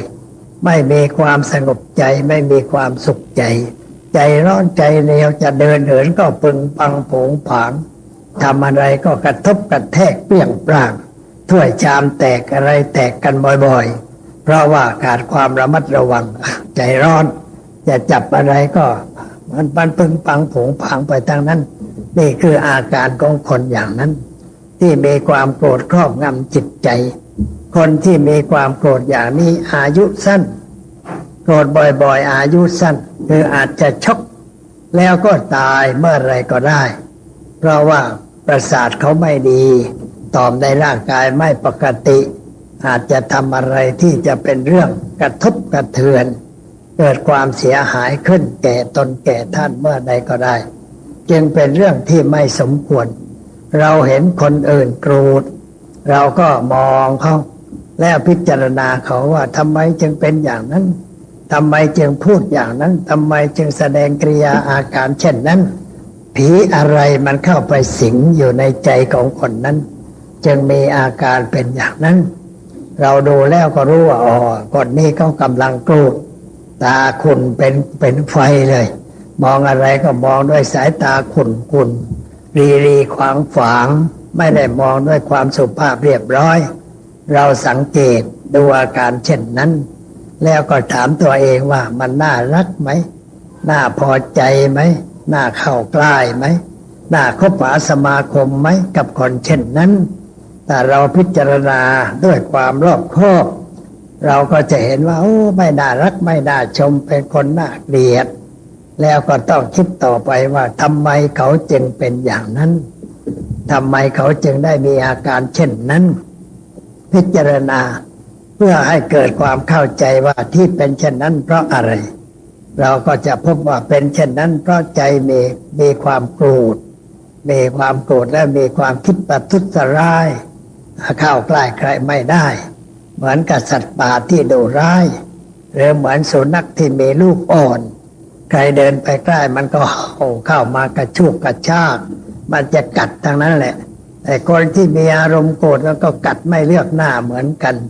ไม่ว่าหน้าอินหน้าพรหมหน้าใครละเอาทั้งนั้นแหละอย่าเข้าไปขวางก็เป็นอันขาดคนอย่างนั้นเราต้องเฉยๆไว้ก่อนแล้วค่อยพูดค่อยจากันภายหลังเมื่อเขาสงบลงไปแล้วเวลาโกรธอย่าไปพูดยั่วเลยพูดอะไรไม่ได้นะคนกำลังโกรธปล่อยไว้ก่อนเรียกว่าน้ำกำลังเชี่ยวคนโบราณก็จึงพูดเป็นเตือนใจว่าน้ำเชี่ยวอย่าเอาเรือเข้าไปขวางอย่าเอาเรือเข้าไปขวางหมายความว่าน้ำเชี่ยวอย่าขวางเรือหมายความว่าอย่าเอาเรือเข้าไปขวางเพราะถ้าเอาเรือเข้าไปขวางเรือจะพลิกคว่ำเพราะกระแสน้ำแล้วคนโดยสารก็จะจมน้ำถึงแก่ความตายไปเพราะเราเห็นใครที่มีอาการเช่นนั้นเราอย่าไปขวางปล่อยเขาก่อนปล่อยให้เขาแสดงอาการโกรธต่อไปคนบางคนพอโกรธกันแล้วก็ทุบถ้วยทุบจานทำลายข้าวทำลายของข้าวของอันใดอยู่ใกล้ทุบหมดเพราะความโกรธอย่าไปทุบคนมันก็ไม่ได้เลยทุบของทุบกระจกหน้าต่างอะไรอยู่ใกล้ทุบแม้ของมีค่าเขาก็ทำลายเพราะเขาไม่รู้ว่าอะไรเป็นอะไรใจขุ่นมัวใจเศร้าหมองใจมืดใจบอด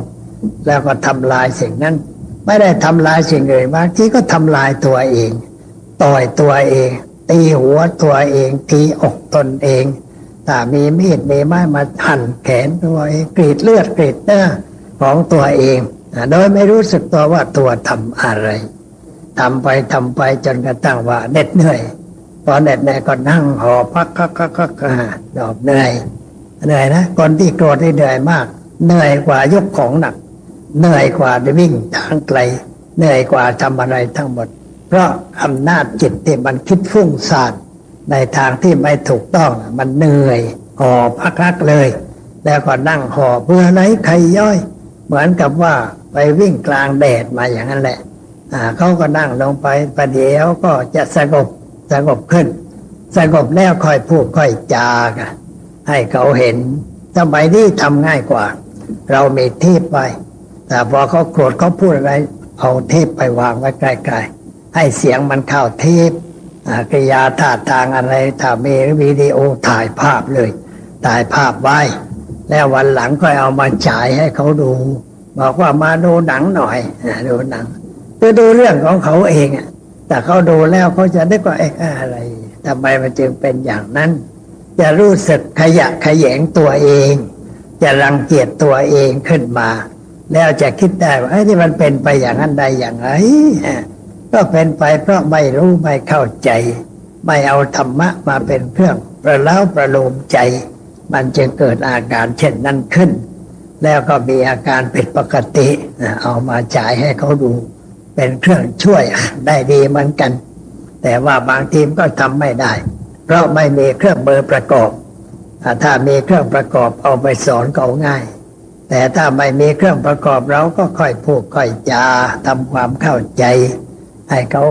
เห็นทุกข์เห็นโทษของความเป็นคนมักโกรธใจร้อนใจเร็วให้เห็นว่ามันเป็นอย่างไรค่อยสอนค่อยฝึกก็ไปเรื่อยๆมีเจ้านายพระองค์หนึ่งเป็นคนมักโกรธคนที่เป็นผู้หลักผู้ใหญ่นี่ถ้าเป็นคนมักโกรธแก้ยากคือไม่รู้ว่าจะไปแก้อย่างไรไม่มีใครจะไปแก้คนนั้นเขาก็เป็นอยู่อย่างนั้นแล้วคนที่รับใช้ใกล้ชิดเนี่ยเป็นเดี๋ยวเรียกว่าเป็นหนังหน้าไฟเป็นหนังหน้าไฟ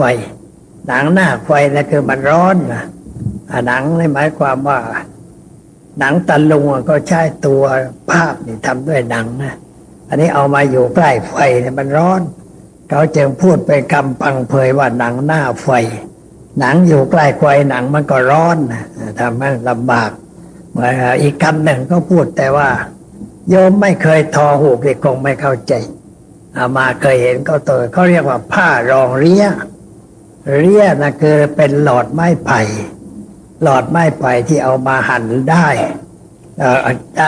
ที่จะเอาไปทอเป็นผืนผ้าเขาต้องเอามาหั่นเข้าหลอดขนาดคืบอย่างเนี้ยอันนี้เอาหลอดมาเสียบกับเครื่องพันได้เป็นเหล็กแหลมไอ้ด้านหนึ่งโชดใส่เข้าไปในเหล็กแหลมนั่นแล้วก็นั่งก็เอาไปก็กางขาออกแล้วเอาผ้าผืนหนึ่งมาทำเป็นแผ่นกลมๆเอามาวางไว้ที่ระหว่างขานะเรียกว่าเป็นผ้ารองเรี้ยแต่ที่ผ้ารองเรี้ยเนี่ยเรี้ยมันหมุนอย่างนี้ผ้ามันก็เสียหายนะก็เจอผู้คนที่ได้รับความทุกข์แบบต่างๆว่ามันเหมือนหนังหน้าไฟเหมือนกับผ้ารองเรี้ยที่จะต้องเป็นทุกข์อยู่ตลอดเวลาคนเราเวลาโกรธขึ้นมาก็เป็นหนังหน้าไฟเผาตัวเองลนตัวเองปิ้งตัวเองให้ร้อนอยู่ด้วยไฟให้มีความทุกข์หนักแต่เขาไม่รู้ไม่เข้าใจเพราะเวลานั้นขาดสติขาดปัญญาไม่มีความรู้สึกผิดชอบชั่วดีแล้วก็ไม่รู้ว่าตนกำลังทำอะไรทำไปด้วยความเผลอตัวทำให้สิ่งต่างๆเสียหายบางคนก็ทุบตีคนนั้นทุบตีคนนี้เด็กๆขี้โทสะนี่แต่เรามักเรียกว่าโมโหไม่ใช่โมโหมันเรียกว่าโทสะคือใจมันมืดด้วยความประทุษร้ายด้วยความโกรธทุบแม่ตัวเองทุบสิ่งนั้นทุบสิ่งนี้เป็นคนอย่างนั้นแล้วไม่รู้จะทุบจะตีอะไรก็เอาหัวชนขวาชนเสาอันนี้ชนแรงก็สุดลงไปนั่งเจ็บหัวพอเจ็บหัวก็รู้สึกตัวเจ็บเลยนั่งเงียบไปค่อยส่างค่อยคลายไปพอเขาส่างคลายจากอารมณ์เช่นนั้นเราก็พูดกับเขาได้ทำความเข้าใจกับเขาได้เพื่อให้เกิดความรู้สึกนึกคิดในทางที่ถูกที่ชอบค่อยพูดค่อยสอนตักเตือนไว้บ่อยๆแล้วให้สมาคมกับคนใจเย็นๆอย่าให้คลุกคลีกับคนใจร้อนเพราะคนใจร้อนมันยั่วอารมณ์เหมือนกันเช่นว่านายกโกรธนายขอโกรธขึ้นตามนายขอเอาอย่างกันคนหนึ่งโกรธคนหนึ่งโกรธกันด้วยแล้วเสียงก็ดังกันทั้งคู่ทำอะไรเสียหายเข้าใกล้คนอย่างนั้นมันก็ติดกันถ้าเด็กคนใดมีอารมณ์โกรธหรือผู้ใหญ่มีอารมณ์โกรธอย่าเข้าใกล้คนใจร้อนใจเร็วอย่าเข้าใกล้คนที่โกรธ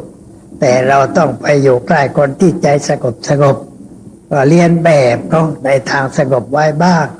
แล้วให้อ่านหนังสือที่สอนเรื่องความสงบใจให้รู้จักควบคุมตัวเองบังคับตัวเองให้มีการฝึกความอดทนอดกลั้นไม่หวั่นไหวโยกโคลงไปตามอารมณ์ที่มากระทบจะทำให้สุขภาพจิตดีขึ้นสุขภาพกายก็ดีขึ้นด้วย คนแก่ๆที่เป็นคนเจ้าอารมณ์มักโกรธนั้นมักจะเสียหายคือว่าประสาทไม่ดีสมองเสื่อมสติปัญญาก็เสื่อมแล้วอาจจะโกรธถึงกับช็อกไปเลยแต่ก็เพราะความโกรธก็มีเหมือนกันตายอย่างนั้นตายเป็นทุกข์ใจเศร้าหมองมีพระพุทธภาษิตบทดังว่าเมื่อจิตเศร้าหมองตายแล้วก็ไปสู่ทุกขติ เมื่อจิต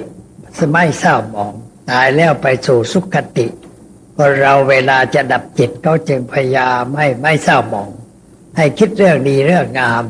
เช่นให้คิดถึงเรื่องพระให้ภาวนาอรหังบ้างพุทโธบ้างให้ทำใจให้สบายอย่าไปรบกวนให้วุ่นวายใจให้พุ่งซ่านเพราะว่าดับจิตนี่สำคัญเขาถือกันอย่างนั้นเราจึงค่อยพูดค่อยสอนค่อยเตือนค่อยชี้แนะให้เขาเกิดความคิดถูกต้องค่อยเบาลงไปบางคนใจร้อนใจเร็วมากแต่ทีหลังก็เบาเรียบร้อยมาอยู่กับหลวงลุงนี่ท่านเป็นคนใจร้อนใจร้อนมากทีเดียวคนสมัยนั้นเขาเรียกว่าบ้าลำโพงไอ้ลำโพงที่เขามีดอกเหมือนกับปากแกนะแล้วมีลูกกลมๆขนาดเท่านี้เม็ดในมันเอามาตำให้เป็นผงแล้วไปกินกับพวกน้ำชาหรือน้ำผึ้งอะไรก็ได้นะหรือเป็นยากินยาลำโพงยานี่ทำให้อารมณ์ร้อนอารมณ์แรงไปอย่างนั้นท่านหลวงลุงท่านมีอาการอย่างนั้นใจร้อนเวลาเราทำอะไรผิดเนี่ยท่านไม่พูดไม่จาด้วยตบเปรี้ยงออกไปเลยตบมาหันไปเลยทีเดียวบางทีอยู่นั่งตรงโน้นแต่เห็นว่าทำไม่ถูกต้องถ้ากำลังฉันข้าวอยู่ยกไอ้ชามข้าวคว้างไปเลยแต่มันไม่ถูกนะแต่ชามแตกอย่างนั้นบ่อยๆคนขึ้นไปทำอะไรไม่ถูกต้องแต่ลุกขึ้นเอาไม้ตะบองไล่ทุบลงจากที่พักไปเลยคนกลัวไม่อยากเข้าใกล้แล้วแต่นั่งอยู่คนเดียวได้ตั้งวัน2 วันไม่ได้พูดกับใครเพราะความใจร้อนใจเร็วของท่านแต่ว่าต่อมานี่ว่าอายุมากขึ้นเปลี่ยนไปหมดเลยเปลี่ยนไปเป็นคนใจเย็นเมื่อก่อนสูบบุหรี่ดื่มน้ำชาใส่ปั้นดินประเภทสวยๆแล้วก็ขัดไม่ได้น้ำชามันเกาะมันจับจนหนาแล้วก็เอาไปเที่ยวขัดนะแต่เด็กเอาไปขัดแล้วก็โกรธเอาเลยทีเดียวละนี่ท่านก็ชงน้ำชาสูบยาบุหรี่ใบตองมวนโตนั่งสูบเรื่อยไปสูบวันนั่งหลายมวนแต่พอต่อมานี่เลิกหมดเลิกดื่มน้ำชาเลิกสูบบุหรี่แล้วก็เลิกโกรธด้วยใจเย็นใครทำอะไรก็ขวางหูขวางตาก็ท่านไม่ว่าอะไรท่านนั่งยิ้มเฉยเมื่อก่อนยิ้มไม่เป็นนั่งนอกคลิกอยู่ตลอดเวลาเราเป็นเด็กอยู่กับท่านเนี่ยกลัวคือท่านดูก็ไม่อยากเข้าใกล้ไม่อยากเข้าใกล้แล้วมาเกิดอารมณ์ก็เลยหนีไปใช่หนีวัดไปหนีไปแล้วจับมาได้ก็เพี้ยนก็ยกใจตีตั้ง200-300เพี้ยนแขวนกับเขาเครียดในอารมณ์โกรธแต่ทีหลังท่านเลิกหมดเรียบร้อยอันนี้ก็หลวงพ่อโตแล้วบวชแล้วก็ไปถามท่านบอกว่าหลวงลุงเดี๋ยวนี้ไม่เหมือนเมื่อก่อนท่านถามว่ามันเป็นยังไงเมื่อก่อนใจร้อนใจเร็วขี้โกรธใครทำอะไรผิดก็ปึงพังทุบกันมาเลยขว้างข้าวของแตกทุบอะไรท่านก็ยิ้มแล้วบอกว่ากูขี้เกียจจะบ้าแล้วท่านบอกว่ากูขี้เกียจบ้าแล้วเลิกบ้าสักทีแล้วเลยเรียบร้อยใจเย็นใจสงบไม่วู่วามใครทำอะไรเห็นว่ามันไม่ดีก็ท่านยิ้มไม่ด่าไม่ว่าไม่เหมือนเมื่อก่อนถ้าใครทำอะไรชายกไม้มันไล่ทุบมันเลยก่อนก็ต้องวิ่งหนีก็กระเจิงไปแต่ปกติคนก็ไม่อยากเข้าใกล้กลัวเพราะอาการของท่านเป็นอย่างนั้นแต่ทีหลังท่านสงบอยู่หลายปีเจอป่วยแล้วมรณภาพไปมามรณภาพที่นี่เผาที่นี่ท่านเปลี่ยนไปอย่างลึกลับเลยเปลี่ยนไปเป็นคนสงบเย็นอันนี้ไปถามท่านว่ากูขี้เกียจบ้าแล้ว แต่ว่าการกระทำอย่างนั้นมันเหมือนคนบ้า จิตใจเหมือนคนบ้า รู้สึกตัวว่ามันบ้าไม่เข้าเรื่องเลยก็เปลี่ยนจากความวุ่นเหล่านั้นมาเป็นคนสงบเรียบร้อยนี่เปลี่ยนได้ใจเย็นก็เป็นตัวอย่างแก่ชีวิตอันหนึ่งเหมือนกันเพราะเป็นคนใจร้อนแล้วก็ระงับได้มีสติมีปัญญาควบคุมตัวเองได้อันนี้เราคนญาติโยมที่อายุมากๆหรือแม้ยังไม่มากก็ระวังว่าอย่าให้เกิดความกลัวถ้าเกิดขึ้นให้อยู่แต่ข้างในกดมันไว้รู้สึกไม่ต้องทำอะไรลำบากรู้ตัวแต่ละนี้รู้ตัวว่าผิดปกติจิตผิดปกติความคิดผิดปกตินั่งเฉยอย่าลุกขึ้นอย่าเคลื่อนไหวอย่าแสดงอาการอะไรขึ้นในขณะนั้นพูดก็ไม่ได้เคลื่อนไหวเบอร์ไม้ก็ไม่ได้ลุกขึ้นเปลี่ยนอิริยาบถก็ไม่ได้เพราะความโกรธมันครุ่นอยู่ในใจของเราเผาอยู่ข้างในเคลื่อนไหวไม่ต้องอยู่เฉยๆนั่งนิ่งๆสงบจิตสงบใจ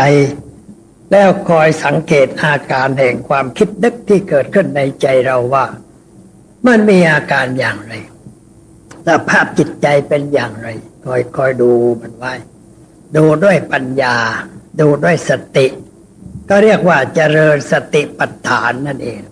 เจริญสติปัฏฐานอยู่ในข้อว่าจิตตานุปัสสนาสติปัฏฐานการพิจารณาจิตของตนเองดูจิตของตนเองดูมันไปดูอาการมันไปทุกระยะแล้วมันก็ค่อยสงบไปเพราะใจเรามันคิดได้ทีละเรื่องเวลาโกรธมันก็มีแต่เรื่องโกรธอยู่ในความคิดของเราอันนี้พอเรากำหนดรู้ให้ตัวความโกรธเบาไปแล้วหายไปแล้วเรากำหนดรู้อยู่ตลอดเวลาตัวความโกรธก็หายไปแล้วก็ใช้ปัญญาพิจารณาต่อไป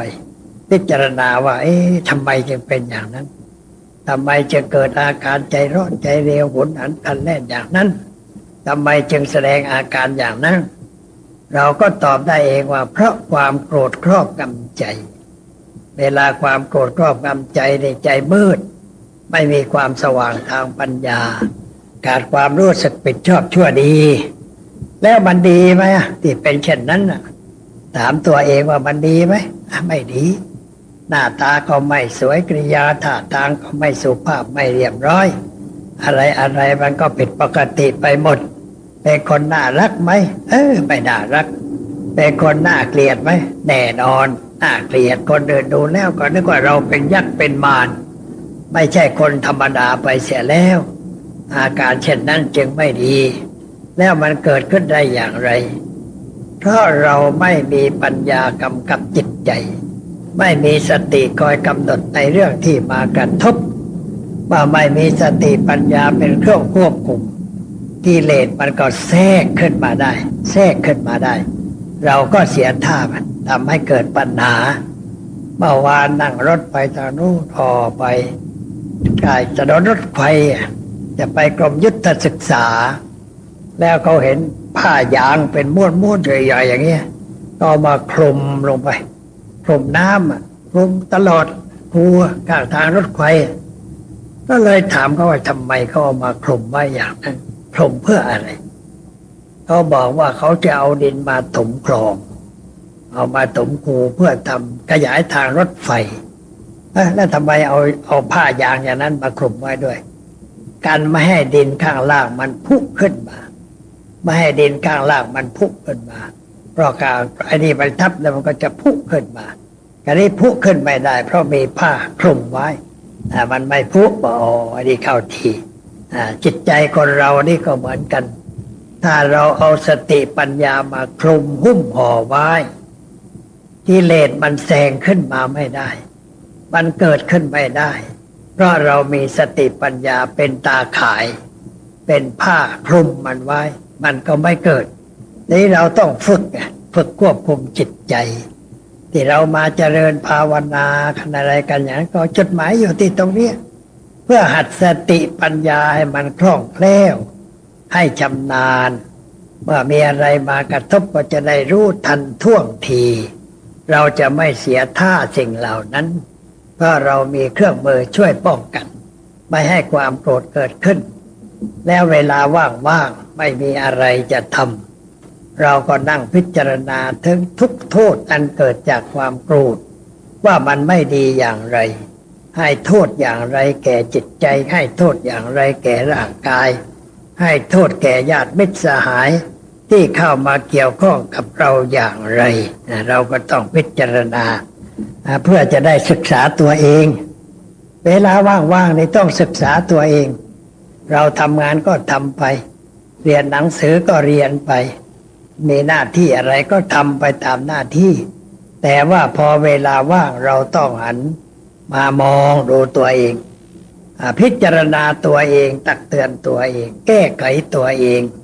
ดูว่าตัวเราเองนี่มีความบกพร่องอะไรมีความไม่ดีที่ตรงไหนใจเราเป็นอย่างไรอะไรครอบงำจิตใจเราเป็นอะไร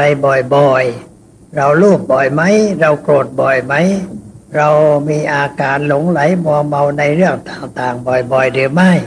เป็นเรื่องที่จะต้องนั่งพิจารณาให้รู้ให้เข้าใจแล้วก็ศึกษาต่อไปไอ้สิ่งนี้มันเกิดได้อย่างไรมันมาจากทางไหนมันมาแล้วทำไมเราจึงเป็นอย่างนั้นทำไมเราจึงตั้งตัวไม่ได้ทำไมเราไม่ยืนได้มั่นคงเพื่อต่อสู้ไม่เหมือนกับเสาหินปักดินลึกลมพัดก็ไม่หวั่นไหวเพราะว่ามันมั่นคงใจเราก็เหมือนกันมันไม่มั่นคงเพราะเราไม่ได้ฝึกไม่ได้อบรมบ่มนิสัยในเรื่องอย่างนั้นเราจึงเสียท่าล้มกันบ่อยๆคือเป็นทุกข์บ่อยๆเกิดปัญหาบ่อยๆเพราะทำให้เสียหายยิ่งคนที่ต้องติดต่อสังคมในเรื่องการงานถ้าเป็นคนใจร้อนใจเร็วขี้โกรธเขาก็จะยั่วให้เราโกรธพูดยั่วพูดหยอกให้เราเกิดความโกรธพอเกิดความโกรธแล้วสติปัญญาไม่มีเหตุผลไม่มีก็ถูกเขาหลอกเขาต้มได้ง่ายเจรจาอะไรต่อรองอะไรก็เสียเปรียบเขาเพราะเขาทำให้เราโกรธเสียแล้วให้อารมณ์ไม่ดีเสียแล้วเราก็เสียท่าเขาเท่านั้นเองมันเป็นอย่างนั้นคนที่ไปประชุมที่ประเทศญี่ปุ่นน่ะคนญี่ปุ่นเขาเที่ยวทำคนไทยให้โดดไปที่มานี่ให้เหนื่อยพอเหนื่อยแล้วเข้าประชุมพอเข้าประชุมสมองมันก็เฉื่อยชาเพราะความเหน็ดเหนื่อยพูดจาอะไรก็ไม่แหลมคมปัญญาก็อ่อนไปมองอะไรคิดอะไรไม่ค่อยได้เซ็นสัญญาเสียเปรียบเขาทุกที่เพราะญี่ปุ่นมันเข้าใจหลอกมันล่อเราให้เพลียเสียก่อนนะมันก็ว่านักมวยจะขึ้นชกเลยมันเอาไปทำให้เพลียแล้วชกมันก็แพ้นั่นเองวิธีการอย่างนั้นอันนี้เราไม่ควรจะไปเที่ยวก่อนเข้าประชุมไม่ควรจะไปเที่ยวไปเตะควรจะนั่งพักสงบจิตสงบใจหรือมานั่งประชุมกันวางแผนว่าเราจะโต้มันยังไงมันมาหมายไม้นั้นเราจะแก้อย่างไรมาไม่ดีเราจะแก้อย่างไรไม่งั้นแต่ญี่ปุ่นเขาใจดีเขาบอกไปเที่ยวก็พาไปขึ้นเขาลงห้วยชมนั่นชมนี่แล้วก็ประชุมเวลากลางคืนเขามายังไม่ได้กินอะไรต้องมันก็หิวแต่ญี่ปุ่นมันกินอิ่มแล้วมันชมมันนั่งสบายเรามาชม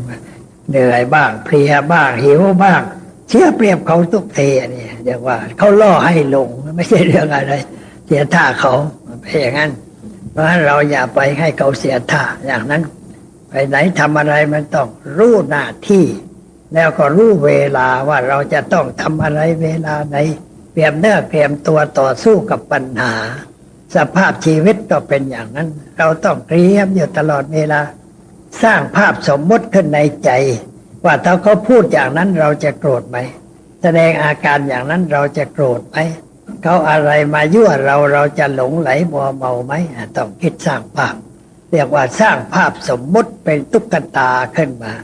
เพื่อแก้ปัญหาชีวิตของเราเองแล้วเราก็พยายามแก้ไขปัญหานั้นหาแนวทางต่อสู้อย่างนี้เอาตัวรอดไม่เป็นอะไรจิตใจสงบมั่นคงในเวลาจะไปพบกับใครก็ต้องสำรวมใจหยุดสำรวมใจว่าเราจะพบกับคนนั้นจะสนทนากับคนนั้นคนนั้นเขามีปกติเป็นคนชอบล่อชอบหลอกชอบยั่วในเรื่องต่างๆให้เราเจ็บใจเราก็ต้องคิดว่าเราต้องไม่หวั่นไหวไม่โยกโครง ตามคำยั่วอารมณ์ของคนเหล่านั้น เราจะยืนหยัดอย่างมั่นคงด้วยสติด้วยปัญญาอย่างนี้เอาตัวรอดแต่ว่านั่นแหละโยมเราไม่ค่อยได้ฝึกฝนอบรมตัวเอง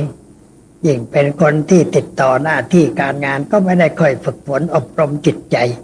เพราะคิดแต่เรื่องอื่นไม่ได้สนใจเรื่องภายใน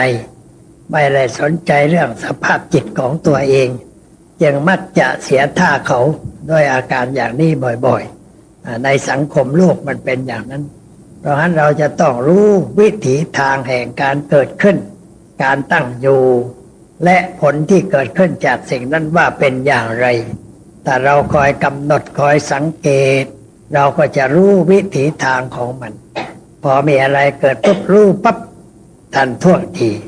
สติมาปัญญามาความอดทนตามมาเราก็ไม่เสียท่าใครๆเขาลองเย็บดูแต่เราไม่หวั่นไหวเขาก็ยอมแพ้เราเองไม่มีอะไรเพราะเรามีจิตใจมั่นคงในการมาวัดมาศึกษาธรรมะต่างๆนี่ก็เพื่อเรื่องนี้เพื่อเป็นบทเรียนเอาไปใช้ในชีวิตประจำวันเพราะการเป็นอยู่ในชีวิตประจำวันนั้นมันมีทั้งล่อทั้งชนสิ่งต่างๆที่มากระทบมีล่อมั่งชนมั่งหลอกมั่งทำให้เราตกหลุมก็ได้ง่ายๆแต่ถ้าเราจิตใจมั่นคงเราก็ไม่เป็นไรเราก็เอาหลักการธรรมะนี่แหละไปใช้ในการที่จะอยู่ในลูกอยู่ในลูกไม่ให้เป็นทุกข์อยู่ในลูกไม่ให้ลูกทุบตีเราให้บอบช้ำก็เรียกว่าอยู่ได้ด้วยปัญญาเราก็ปลอดภัยด้วยประการทั้งปวงอันนี้เป็นเรื่องสำคัญขอนำมากล่าวไปเชิงแนะนำกับญาติโยมทั้งหลายไหว้สักเล็กน้อยอันนี้เมื่อวันที่17 พฤศจิกายนนี่ได้ไปทำการทอดกฐินที่วัดปัญญานันทารามวันนั้นคนไปกันมากรถยนต์รถบริโภคบัสของตำรวจ10 คันเต็มแน่นมีความสบายใจอยู่อย่างในว่าโยมบางคนมาไม่ทันมาขึ้นรถออกจากบ้านตั้งแต่ตี 5แต่มานั่งอยู่ในรถปรับอากาศนะมันไม่ออกสักทีไม่รู้มันทำอะไรออกมาถึงวัดนี่เอา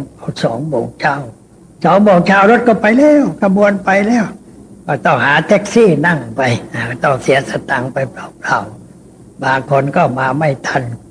รถมันออกไปเสียก่อนนัดหมายกันว่าให้มาถึงวัด7 โมงเลยให้มาถึงวัดพร้อมกันพอ7 โมงครึ่งรถก็ออกตรงเวลาพอ7 โมงครึ่งก็ออกไปกระบวนไปถึงวัดเรียบร้อยอันนี้โยมที่ไปรถส่วนตัวก็มีแต่ไปส่วนตัวบางคนก็ไม่รู้จักทางไปแล้วพุ่งไปดูไปเอาคลอง10เท่านั้นเขาทำวัดมาอยู่คลอง6ขับไปถึงคลอง10ไปถึงคลอง10แล้วก็ถามเขาว่าวัดปัญญานันทารามมาอยู่คลอง6มาอยู่ตรงไหนเขาบอกอ้าวนี่มันเลยมาถึงคลอง10แล้วมันต้องถอยหลังกลับแต่ความจริงมันมีถนนเส้นหนึ่งลาดยางเรียบร้อยเนี่ยไปถึงวัดได้แกก็ไปถึงเอาสายไปหน่อยก็ไปถึงบอกว่าที่ฉันมาขับรถเลยไปถึงคลอง10เอาทำไมไม่แวะคลอง3แวะคลอง3แล้วก็ไปจากคลอง3ไปเขามีป้ายบอกทุกแห่งเจ้าหน้าที่พวกกองทางนี่เขาทำป้ายวัดปัญญานันทารามที่ไว้ทุกแห่งพอถึงทางเลี้ยวก็ปักป้ายปักทุกแห่งถ้าสังเกตก็จะเห็นแต่ว่าโยมไม่ได้รับรู้ก่อนแล้วก็ไปตามนั้นก็ทำให้เกิดการผิดพลาดแต่ไม่เป็นไรรวมแล้วก็เรียกว่าได้ไปกันอย่างพร้อมเพรียงรถรับส่งเรียบร้อยที่จอดรถเรียบร้อยแล้วก็สะดวกสบายอาหารการรับประทานทานกันไม่หวาดไหวคนที่ไปนี่มากมายพอถึงเวลาทานอาหารหลวงพ่อจะเดินผ่านถนนสายนั้นเดินไม่ได้คนแน่นวัดเลยประตูอาหารวางไว้แถวนั้นจะเลือกกินอะไรกันกินก๋วยเตี๋ยวกินบะหมี่กินข้าวราดแกงกินแกงราดข้าวอะไรก็ตามใจมันมีเยอะแยะหลายเจ้าของชาวบ้านแถวนั้นเอามาเลี้ยงอย่างอุดมสมบูรณ์ชั้นแรกก็วิตกกังวลมหาสง่าก็วิตกผู้ขยม คนมากๆเลยจะเลี้ยงไหวหรือว่าชาวบ้านคลองหกบอกอ้าวท่านมหาได้เพิ่งมาอยู่ยังไม่รู้จักชาวคลองหกว่างั้นคอยดูก็แล้วกันว่าอาหารที่จะมาเลี้ยงคนได้มาขนาดไหนโอ้ยเหลือเบอร์บ่ายกินกันไม่หวาดไหวแล้วของอร่อยทั้งนั้นนะกับข้าวปูปลาแกงอร่อยพอแก้วมากินได้สบายดีเข้าไปกันทำบุญสุนทานกันเรียบร้อยรวมปัจจัยได้รับในวันนั้นก็เป็นจำนวน1,183,825 บาทเศษตังค์มีแต่ไม่อยู่นี่ยอดที่ได้วันนั้นแล้วก็กวากไว้ที่นู่นธนาคารกสิกรที่ประตูน้ำพระอินทร์ก็ไปรับเขารับไป 432,295 บาทเหลือนอกนั้นเขาก็เอามาที่นี่เอามาเข้าธนาคารวันพรุ่งนี้ก็ส่งธนาคารวันนั้นมาเดินถือย่ามแขนห้อยย่ามไปเดินมาโยมใส่กันใหญ่ใส่จนหนักย่ามไปพอเลิกแล้วนะไปฉันอาหารเนี่ยมือสั่นตายแล้วยิบอาหารไม่เข้าปากไม่สั่นเยอะก็ได้มหาสงัดนั่งอยู่ใกล้ๆว่าหลวงพ่อไม่ต้องป้อนดีกว่าอะไรก็ป้อนว่านี่เป็นเด็กไปอีกแล้วป้อนอาก็ได้ทำไมมันจึงสั่นมันหนักเหมือนหนักเงินในย่ามหนักเงินก็ยืนไปเอาโยมใส่จนเต็มจนล้นนะล้นยามเอามาผ่อนมาใส่ถุงพลาสติกโยมถือไปตามหลังมันไม่อันนี้ก็ที่มันเคยนอนแล้วก็เอามาถึงวัดนับดูเงินในย่ามได้จำนวนเท่าไหร่ยังได้ 272,330 บาทย่ามาตมานี่จุเฮินได้ 200,000นะใจเล็กน้อย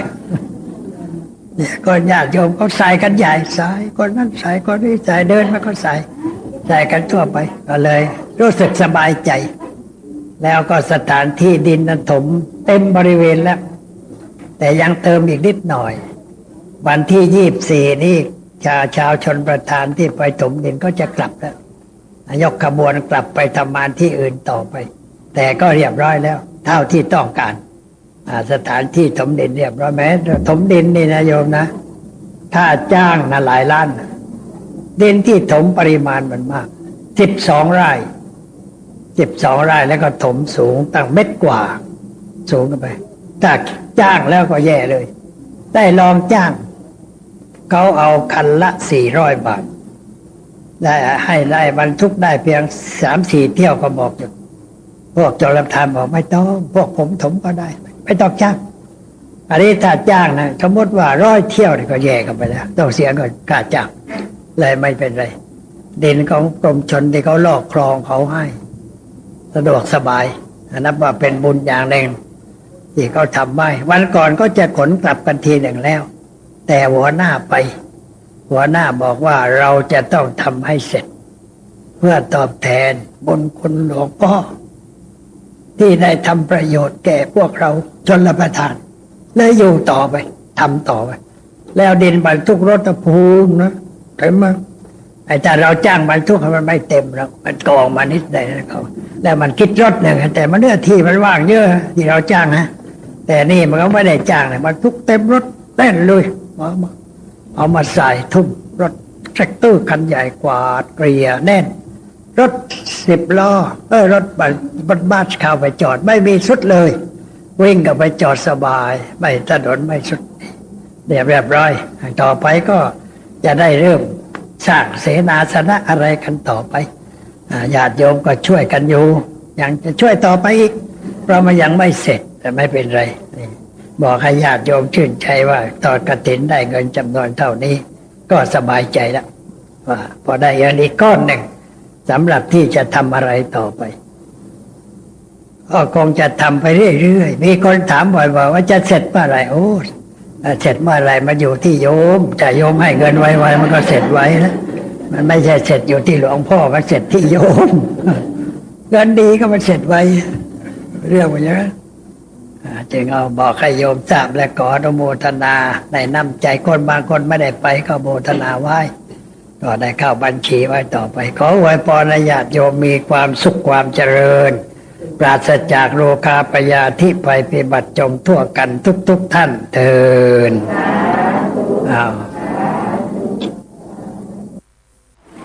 สัพเพสัตตาอเวราอัพยาปัชชาอนีคาสุขีอัตตานังปริหะรันตุสัตว์ทั้งหลายที่เป็นเพื่อนทุกข์เกิดแก่เจ็บตายด้วยกันทั้งหมดทั้งสิ้นจงเป็นสุขเป็นสุขเถิดอย่าได้มีเวรแก่กันและกันเลยจงเป็นสุขเป็นสุขเถิดอย่าได้เบียดเบียนซึ่งกันและกันเลยจงเป็นสุขเป็นสุขเถิดอย่าได้ทุกข์กายทุกข์ใจเลยจงมีความสุขกายสุขใจรักษาตนให้พ้นจากทุกภัยทั้งสิ้นเถิด